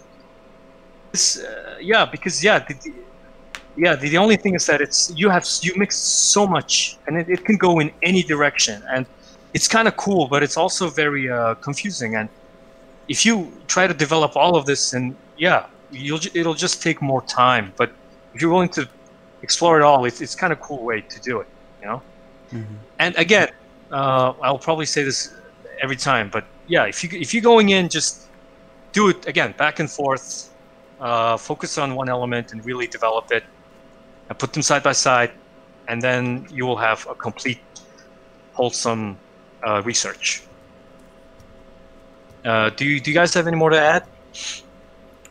Yeah, I really like your about vision. Adrian, what? I like your vision, Buren.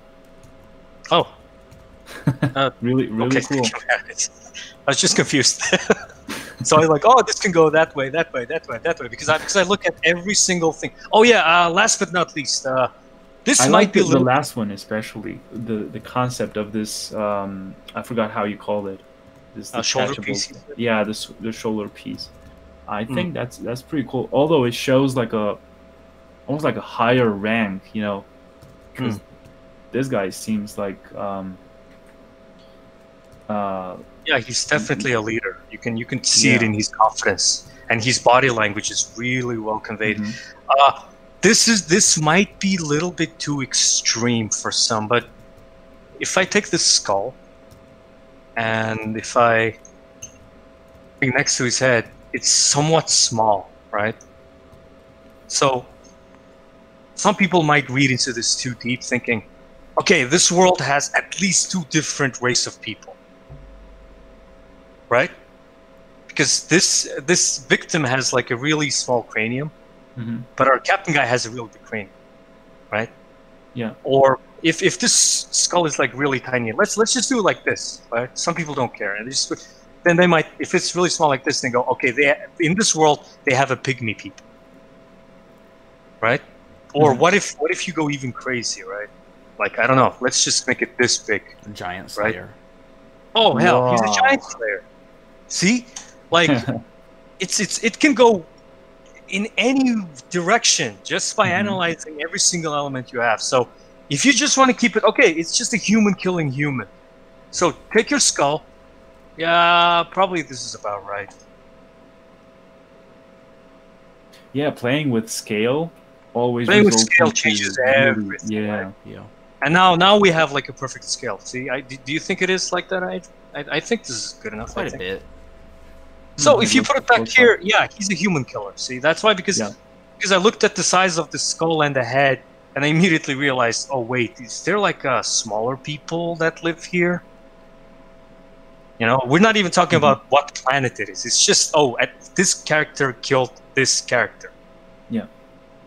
Oh, maybe his father gave it to him. I don't know, but yeah, but you know, that's Looks how like you a should. trophy though.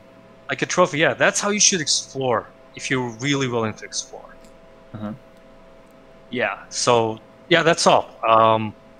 This one by far was quite interesting for me because really it cool had concept. so much potential. But the only problem was that for me was that it didn't have a clear direction to begin with. That's why it ended up this many versions. Okay, that's all. Colton, Adrian, you guys can take over. Yeah, sure. I'm gonna make kind of quick notes on one, and then I'll go over a paint over I did of another one.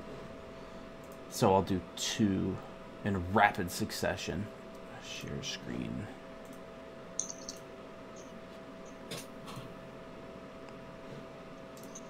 Okay, so I have Sebastian's piece here, and I just made some notes.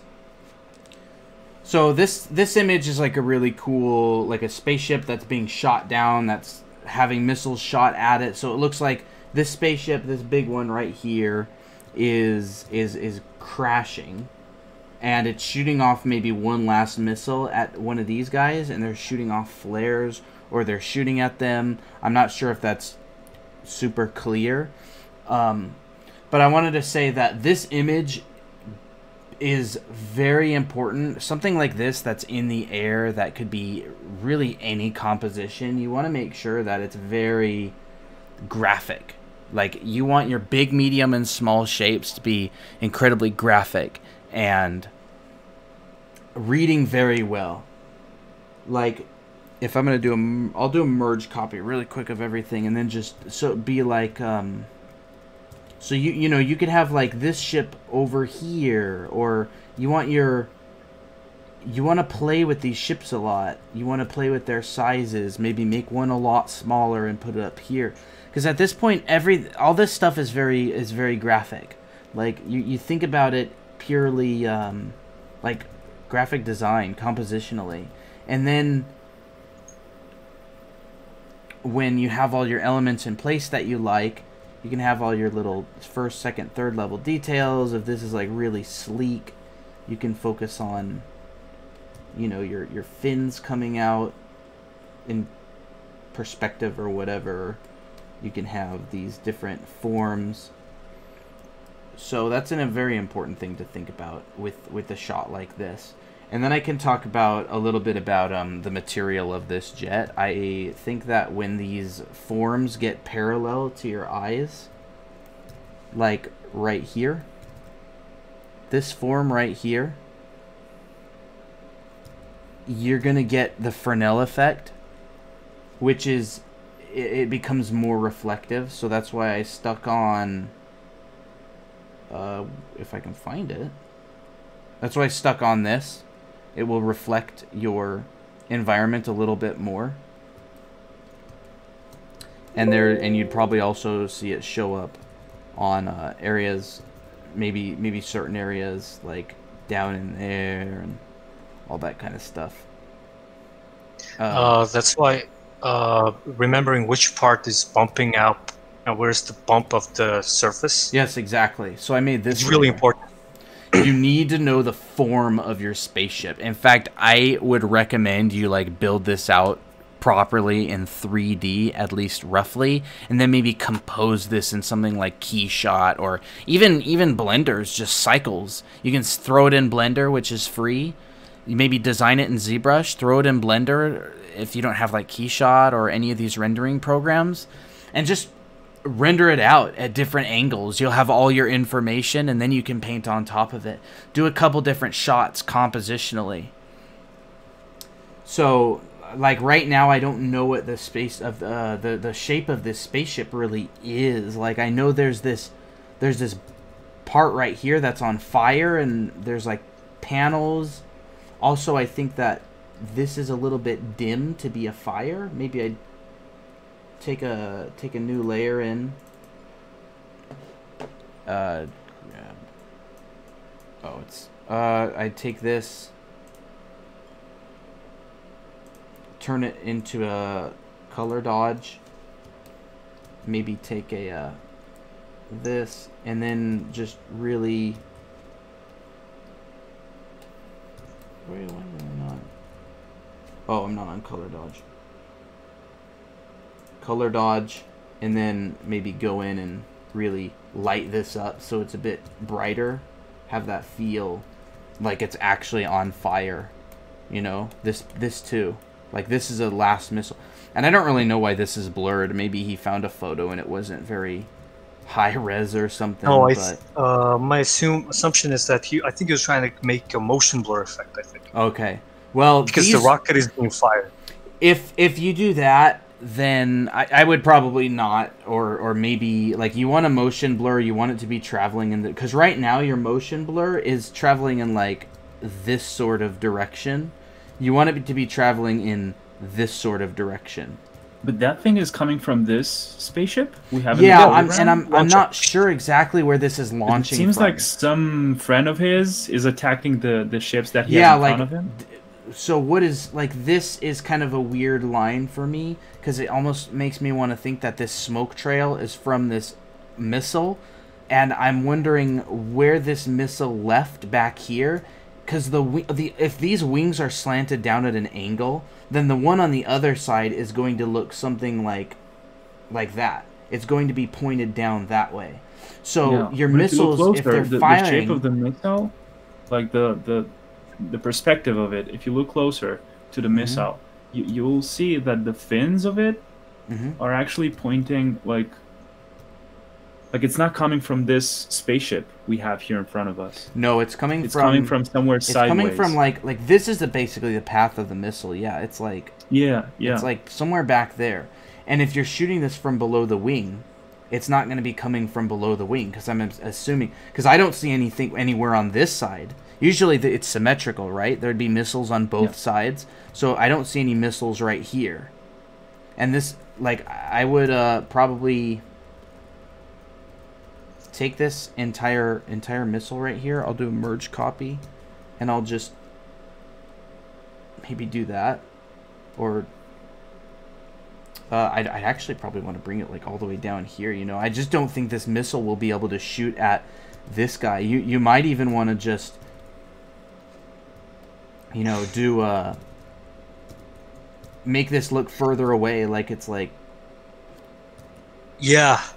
This image has a lot of potential. I think you could play around with the trails of the missiles to guide the eye and stuff like that. Yeah, exactly. Like you might want to make this missile feel like it's coming from this, like it's going further away from you, and it's going like, because the initial launch angle was so that steep direction.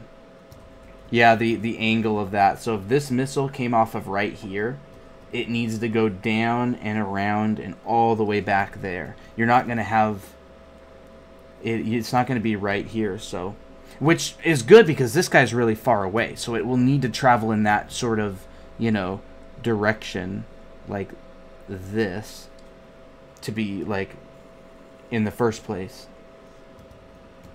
So I would say basically my three things for this is like your composition, your graphic composition, which I don't think is working too bad, but I think it could showcase the design of this ship a little bit. But I think this ship right here is the best designed, in my opinion. I like one thing I want to point out. Yeah, is that the muzzle fire will, no matter how thick smoke it is, it will never be that kind of gray, especially in the core. It won't. You're gonna want, because the most common mistake we usually do is that when we think it's far away, we immediately think, oh, the value's gonna gray out. We completely forget about the light, you know? Yeah. Light is never like that. Light is never gray. It can either dim out or, so if it's fire, then it has to be white at the core. Yeah. But depending on the radial size or radius, it can change. But that's a rule you must remember. So I'm gonna kind of butcher this a little bit for a second. But I think that if this is the horizon line back here, you're gonna want to play up on that, because this, like, it'd be very good to be able to show viewers. I don't think that it's very clear right now that this plane is crashing towards the ground, other than this indication right here. I think that if you show the horizon line and it's tilted, and you can see these mountains back here and stuff, you know, then it shows, oh, hey, this guy's angled towards the ground, and he's falling out of the sky, and he only has a little bit for the people to get out or anything like that. So, like, that adds so much drama. It's awesome. Yeah, it makes it, and then you can have, you know, clouds like right here billowing up, like, and you can really start playing on this. You can silhouette your aircraft a lot better, and you can really start to play up this, like, hold on 1 second. You can, what if you have, I'm sorry, I watch too much World War II airplane documentaries and stuff sometimes. What if you have like a shark teeth, or, you know, something that gives character to your main character ship? Yeah, absolutely. If you're only willing, though, of course. Yeah, I mean, if this is your main character ship, like a pin-up painting, you can even be really ironic and do something like this. Oh god. Dumb. How cheesy is Dun, that? dun, dun. No, but for real, like this, and you'd want some of this bounce in here to show that, you know, your flame would probably be coming out of, you know, right there. It'd probably be real black, dark smoke. You can use that a very graphic read. If it's falling fast, then it'll be like really. It's like a streak. Yeah, exactly. It's like a streak. You'll have, you know, something like. You can almost have something like that, you know. And if you really want, you can have like pieces falling off. So we can silhouette this out quite effectively, I think. Silhouette some of these airplanes out so they read these ships out so they read a little bit better. And then maybe if it's approaching nighttime, you could even you know, Darken it? No? Yeah, maybe even something like. It's definitely otherworldly to me. Yeah, it feels otherworldly to me too. I think it's like a spaceship fighting thing. So we'd have these pieces, and of course I'd work on the ship design for sure. I would want to make sure that the viewer has a pretty good sense of form of this ship. You know, where the cut lines are. All that kind of stuff. If you got some cut lines going through there, cut lines can really help show your form, because that's contours. Those are all contours. It would be okay. Adding the more drama side of things, it would be really sad if it was a transport ship. Yeah. Doesn't have any. Doesn't like. See, this is what I mean. Like, if you look at it in 3 seconds, you would know. Oh my God, it's a cargo ship falling. So. Just like what Colton said, the form is like super important, right? People flying out of it. Yeah, like that's sad, you know. Yeah. Mm-hmm. And yeah, so if it's a fighter ship, really make it look like a fighter ship with rockets, really aggressive silhouette, speed form. But if it's a cargo ship, make it something that's a ship that can carry a lot of load inside. Blocky. So it's up to you. It's up I'm to you. guessing this is a fighter ship. Drama in any direction. I'm absolutely assuming this is a fighter ship, and I would really like to see, I don't know, maybe some sort of a fin right there. Like, I feel like I want to feel where this shape is going, but at the same time, I just can't really tell, like, what this shape is doing in 3D space, you know? Like, a lot of this, I think, could really benefit from just a little bit of, like, especially this wing right here, too. For me, the one thing that gave me an idea that it might be a cargo ship was that little light you're just killing right now. That light, to me, looked like it was a window, somehow. Yeah. It almost does a little bit. I don't know if that was a... Sebastian, are you here in the chat somewhere? I don't know. Is this a fighter ship? The missile's coming from it, right? Yeah, it was his original intention. So I'm sorry if I talk about I thought cargo so. stuff. I'm sorry. I really take it back. But yeah, I would maybe move this light and put it maybe even like somewhere like, I don't know. You know what would be cool? What if that's a hatch and it's open and you can see like two-person trying to jump out? You can see the silhouette or something. Yeah, just since you put 2 people falling off from the other side, so I thought it would.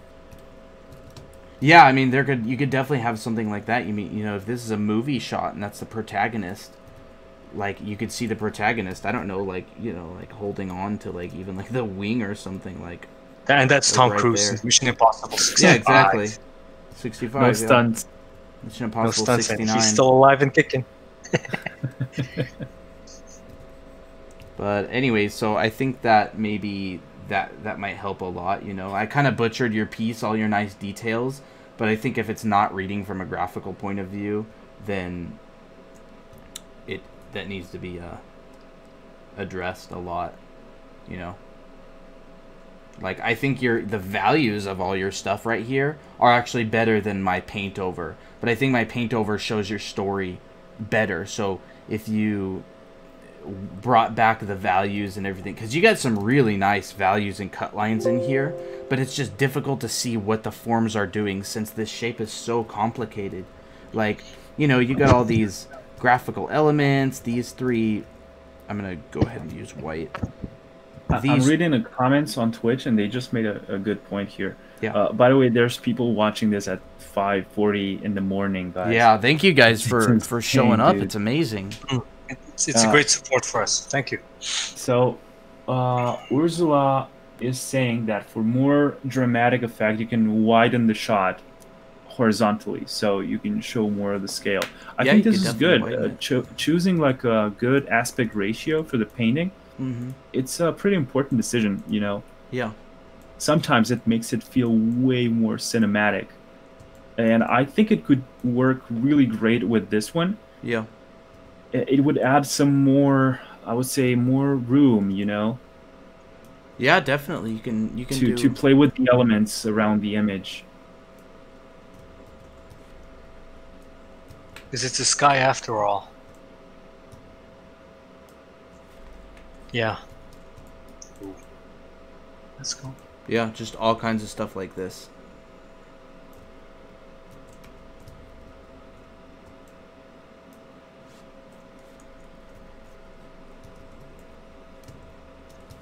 There we go. Maybe I'll just do it by hand. So, yeah, something like, maybe even like that. I would bring back in all your really nice design that you spent all that time working on for the ship, and just make sure that you can see it well. You know, I can tell you put some pretty nice time into designing this ship out, and I don't want to butcher it. So you would definitely might want to go back in and work on that. But I think these things, and maybe you can put more ships in the background too that are like coming up. You know, like he's gonna, like, there's literally all these like different ships coming in. Unless there's only supposed to be 3. Wow, Nick just said that in class today. Any element you change or add will definitely change the narrative. Yeah, absolutely. So you need to be super precise. You cannot throw elements around if you wanna make it look really how should I say, wholesome? Is that the right word? Wholesome piece, or I don't know. Am I using the right word? If you want to show exactly what you want to show, then you have to put. Yes, the intention. Well, you have to put exactly what you want to show. So that's it. Thank you, Cole. So yeah. Anything you want to be in your shot, you have to manually put that in, obviously. But a lot of the time, people don't think about things that they add. They just add them at random almost, or they add it, but it's in it's not in the right place. You know, you could have like a city down here. Sometimes we're scared of empty places, you know, on the image. So we try to fill it up with something. Yeah, exactly. Like maybe there's like a satellite array down here. Who knows? Like something going on. Like they're gonna crash in like a facility, or I'm sure there's a story behind what he drew. But all I'm saying is that you can add story element down here. Dude, sandworms. What? Yeah, sandworms. Oh. No way. When he crashes down, there are sandworms waiting for him. There's no respawn there. Yeah. Maybe you can have this actually like these colors right here. What I might do, hold on a second. I might even take this. Make it like a sun. Yeah, I like those colors a lot. Colton, for me, the angle of the rock, the engine fire is kind of. Oh yeah, it's drifting off me a little bit. It needs to follow the direction of the ship. Yeah, there we go. Yeah, at least somewhat like that. More like that. It's not perfect. Yeah. Deal with it. It's okay, man. So yeah, maybe something like this. You know, sunset. Oh, yikes. I can hear like a Titanic soundtrack in my head right now. Yeah. You have excuses to paint the bottom of some of these clouds, like here, and that can add more depth and more composition. You know, you can really design those clouds out nice and It'll add to the drama, definitely. yeah. Maybe put some of these clouds in the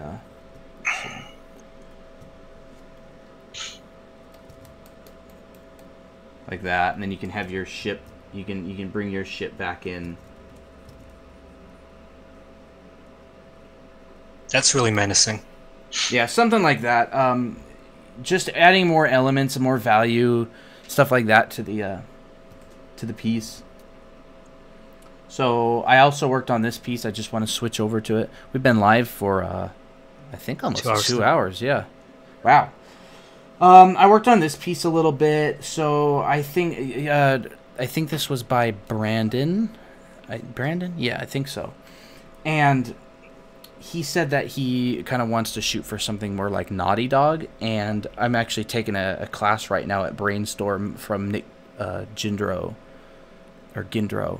and he worked at Naughty Dog for a long time, and he actually went over for like an hour and a half the other day in class talking about what Naughty Dog is specifically looking for and what they like, and I can give you some bullet points on what he said. So Naughty Dog knows there's a lot of artists out there that can make... Nick said that there's a lot of artists out there who can make really nice... paintings, bashed, post-apocalyptic stuff, all that, broken cities, bashed together, lit really nicely. But what they're looking for is idea and story. They want people who can design and think. So, like, for example, here's some of my paint over. I fixed some of the lighting and stuff. But, for example, having characters in here. I made a note earlier when I was looking at this. So maybe this is a hideout that the bad guys have, and the main character needs to disguise himself. The bad guy is around, and the good guy is ordering a drink and wearing the disguise, and maybe some people are looking at him out of the corner and being like, "Who is this guy? Have we seen him before?" And the good guy is trying to act casual. Like, that kind of story is what's important. That's what they want their artists to be able to come up with. Because it's standard for an artist to be able to bash together an environment like this. And I'll actually have some notes on your photo bash in a little bit. But if you want to shoot for something like that, you're gonna have to think. Yeah, narrative, exactly. Your narrative, your design, what's happening, where your building is, what is going on, and you got some cool elements going on down here, I believe. But just pushing that whole story, like, further, like, go further. Whose guns are these?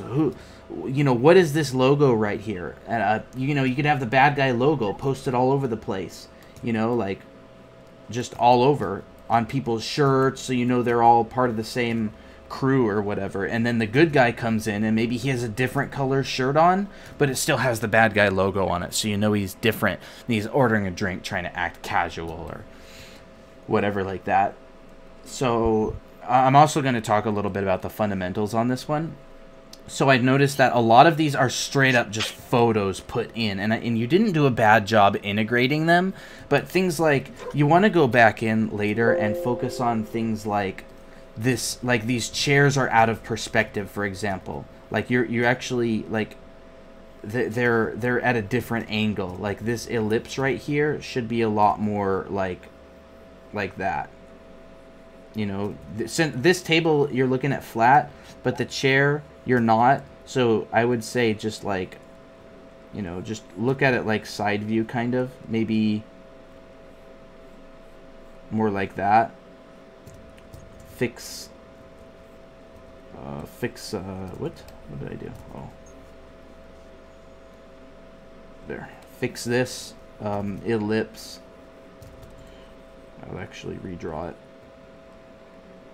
it. To be a little bit more accurate, and then take this, and now the chairs will be a lot more in perspective. Focus on like the guns and stuff. You know, where are they placed? Whose gun is this? Like, why is there an ammo box and a gun just resting right up against the counter? You know, focus on your lights. There were a lot of issues on the countertop that I saw. See, like all this area right here, and I went ahead and painted over that. I like this transition right here was a little bit jarring for me, because someone's gonna have to model that. Someone's gonna have to build it, and this transition is just so abrupt. I just added a suggestion of maybe putting a step right there, you know, like just a little step like that. These ammo boxes, I would probably integrate them a little bit better, because they're just photos at this point. You know, this shelf, like, why not take this and design it out to be a little bit more unique and interesting? Like, you know, add a whole thing right here, maybe some lights that are like shining up on these guns, which are also just a photo of a gun pasted over. I think that integration is really important. This whole area right here is out of perspective, so you might want to go back in, like, at least according to these perspective lines right here, you know, you want this to follow along as much as possible, like that. I'm imagining this is angled, like an angle surface, so it's like, you know, like that. Light it well. Just your material rendering, your basic forms and rendering and stuff like that. Wood, reflective, or matte surface, or like the countertop, I'm guessing, would be quite reflective, so I added a lot of like Fresnel and stuff. In fact, I would even go in and just, you know, go ahead and do this. You see, like it looks reflective now. That's gonna sell your shots a lot. Same with this. Like, go ahead and stick that reflectivity in.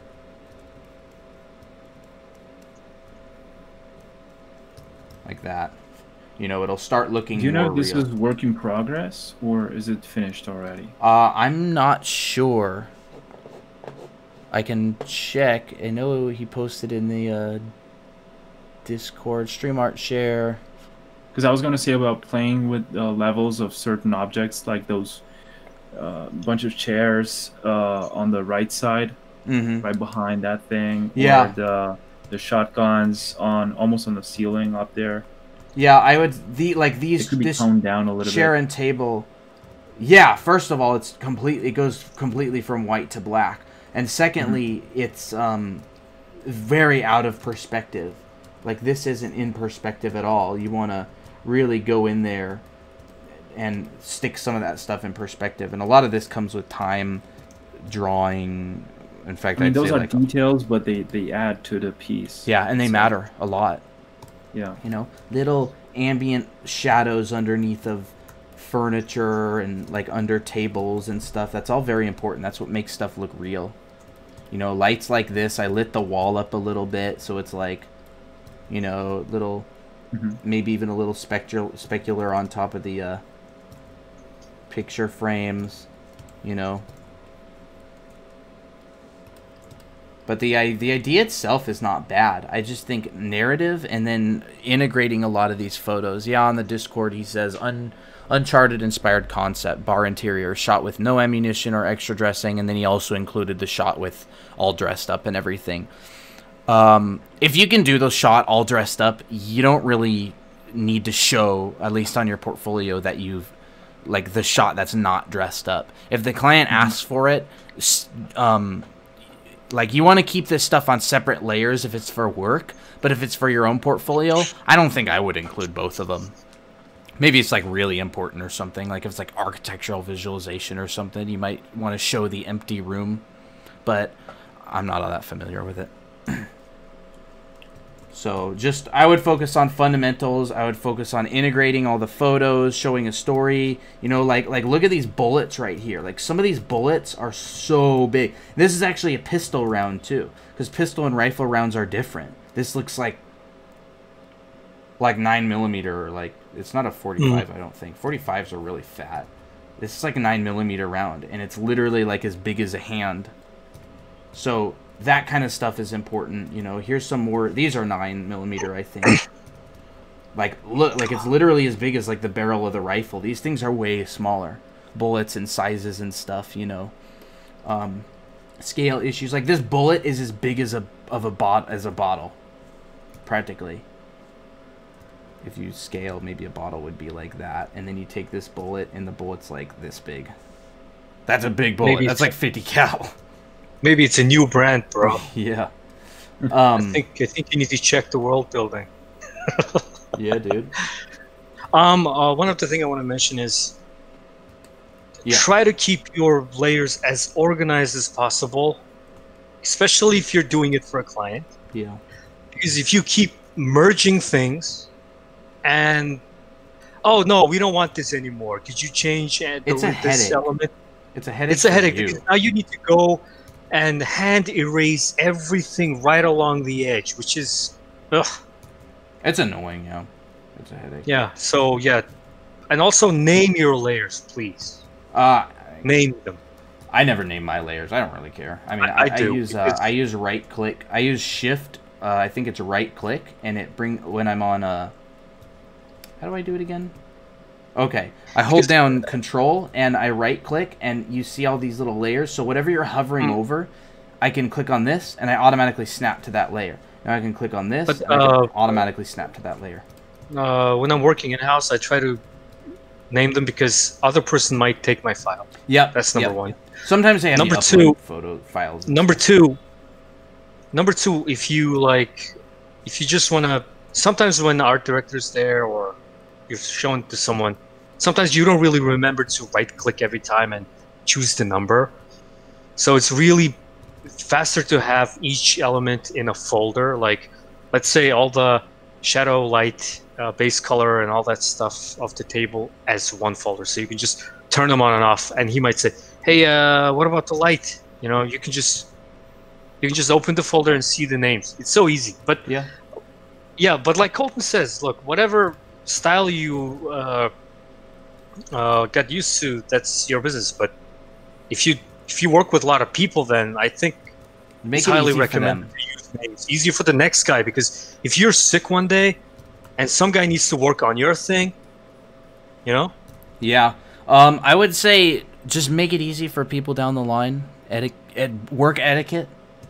Just be considerate of other people who you're working with. So anyways, this is kind of a paint over that I've been doing for this piece. I can upload this at the end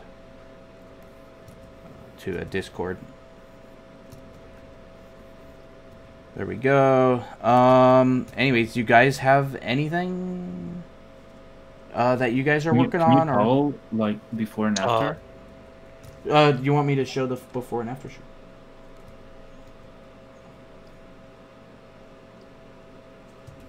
Yeah. So this is the before. Yeah, lighting is everything. This is the after. Yeah, it's important. It's important. You want to really focus on lighting and getting some nice,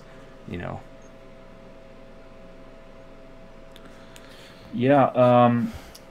For me, I had a portfolio I had to review, and I invite you guys to do it with me. Okay. I'll switch to your screen and we'll do this. Give me a second so I can share mine.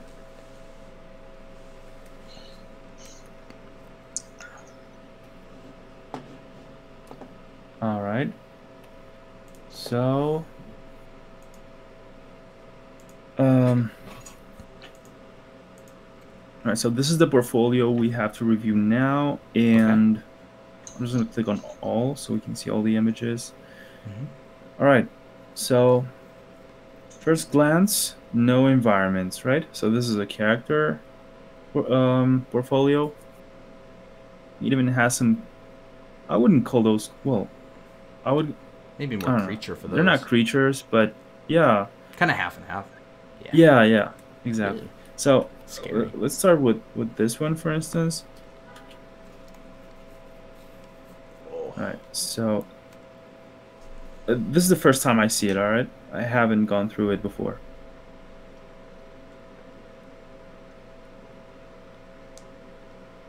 And I would really like to know your take on this, guys, because I'm actually trying to learn how to present my stuff as well. So, presentation wise, I think you guys might have like a better understanding on this. And as we can see, well, here are some black and white sketches, different options. Like, I'm understanding this is kind of a hybrid kind of human. Like, it has mechanical parts or something like that. Right, look at that. Cyborg type. And here are a bunch of references, I guess.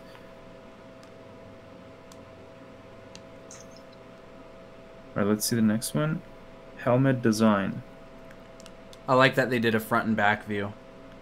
Yeah. It means they're thinking about this 3D space. It's extremely important when you're designing. They're thinking it thoroughly. Props. Yeah, that's good. That's important very important to think that. Here are some variations. I like this reference board a lot. All the 6 variations do not repeat each other or echo each other, and that's good. That's very good. Yeah, they're kind of different, right? They're all different from each other, you know? Yeah. Yeah. That's good. Because sometimes we would see, like, they just, I don't know, maybe added just a tiny thing that's almost... Yeah, I made that mistake a lot. Like, I was showing to people, like, which one do you prefer? And they were like, but aren't they the same? And I'm like, no, they're actually different. But they were so slightly different that they couldn't notice anything. Yeah, there's a time and place for that, but if you want to present something in your portfolio, I think having large variations, like there's always times that clients will ask, you know, can we see 6 variations of this little tiny thing? And you just copy paste the image over and change it a little bit on each one.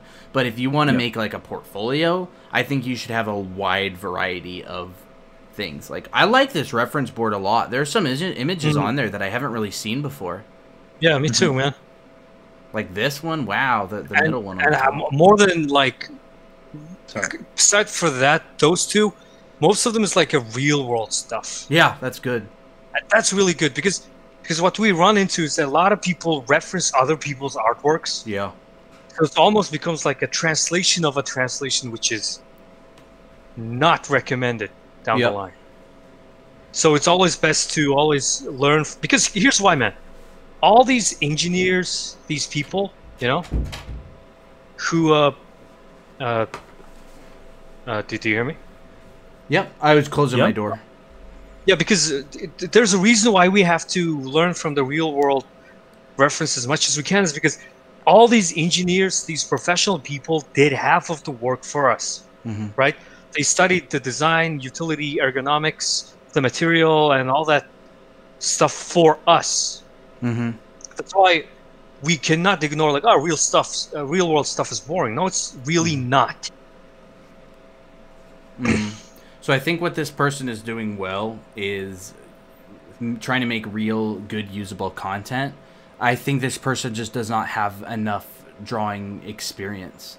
Draw every day, draw a lot, practice on the fundamentals, focus on that stuff, focus on doing what you're doing, like using real reference to design and all that, and just keep at it, you know, like a lot of anatomical issues, rendering issues, lighting. Just focus on doing studies from life, still lives, study anatomy. You know, someone in the Discord mentioned Proko, Proko. It's a YouTube channel that helps on anatomy.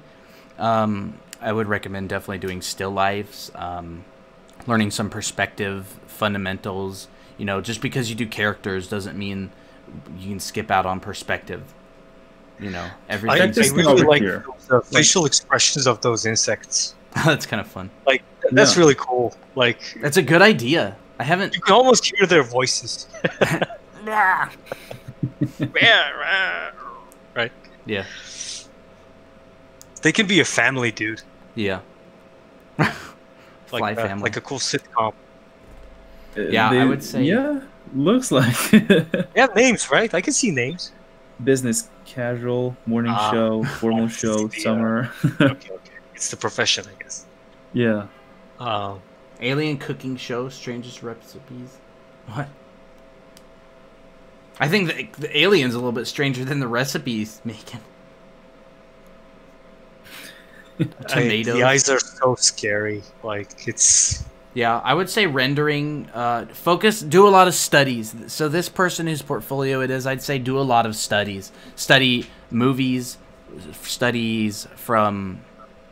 life. In a later week, I'll probably go over what Dude, exactly it's doing insane studies how is. much you can get from keyframes, from films. Yeah.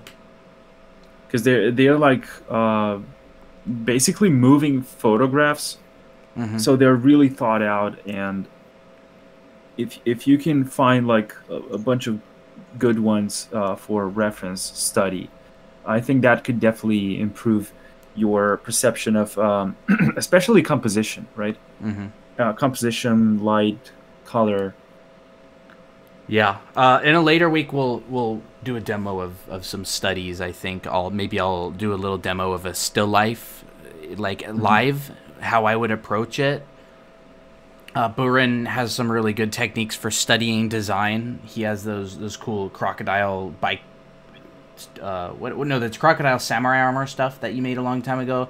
I thought those were really cool, and maybe you could even do some demos of that in a future week, showing people how to learn on their own by practicing and making a schedule and all of that. Colton, if you want, I could showcase it now, if anything. Maybe we've been going for a while. We might want to spend a whole episode on it. To be honest, it's pretty okay. important. Then yeah, I think that's better. Let's keep it more focused. Okay. Yeah. So yeah, sorry for making the name Saturday Test Stream. I totally forgot to change it, and actually don't even know how to change it right now. So if there's any questions, I think we're wrapping it up pretty soon. Thank you. I don't even know how to pronounce this name. Raihandot. What? Tabande. I don't know. Yeah. Thank you. Raihandot, I would say. Tabande. Yeah, Tabande. So thank you for submitting your portfolios. Thanks for submitting your artwork. Keep pushing, buddy. You got this. He shows like back and front. He's thinking this thing in every direction. Yeah, you're thinking a lot more than a lot of people do. I was going to ask you guys, what do you think presentation wise, what do you think of this portfolio? Not too bad. The way he's displaying characters and the designs, and look, that one's pretty facial good. With the faces. See, this is what I like to see in portfolios. Mm-hmm. Like really pushing it. Like, yeah, this can go this way, but not going out of the parameters. Mm-hmm. Yeah. So you not only have like front and back version of the character, full body, but you also have like, look, summer disaster, winter disaster, pre-disaster. Cool. So he has like different kinds of outfits. The background on that one might be a little distracting. The big strip. This strip over here. Yeah. Yeah, maybe a little bit distracting. Would you do only white background, or maybe shadow on the gray's good? Always. Maybe 20% gray background, and then lower the intensity of that strip, or get rid of it. But I'm the sort of person who really likes simple presentation. I think the design should do the talking, not the presentation. But that's just me. Like that. Like I would present my stuff like that. Maybe some call outs.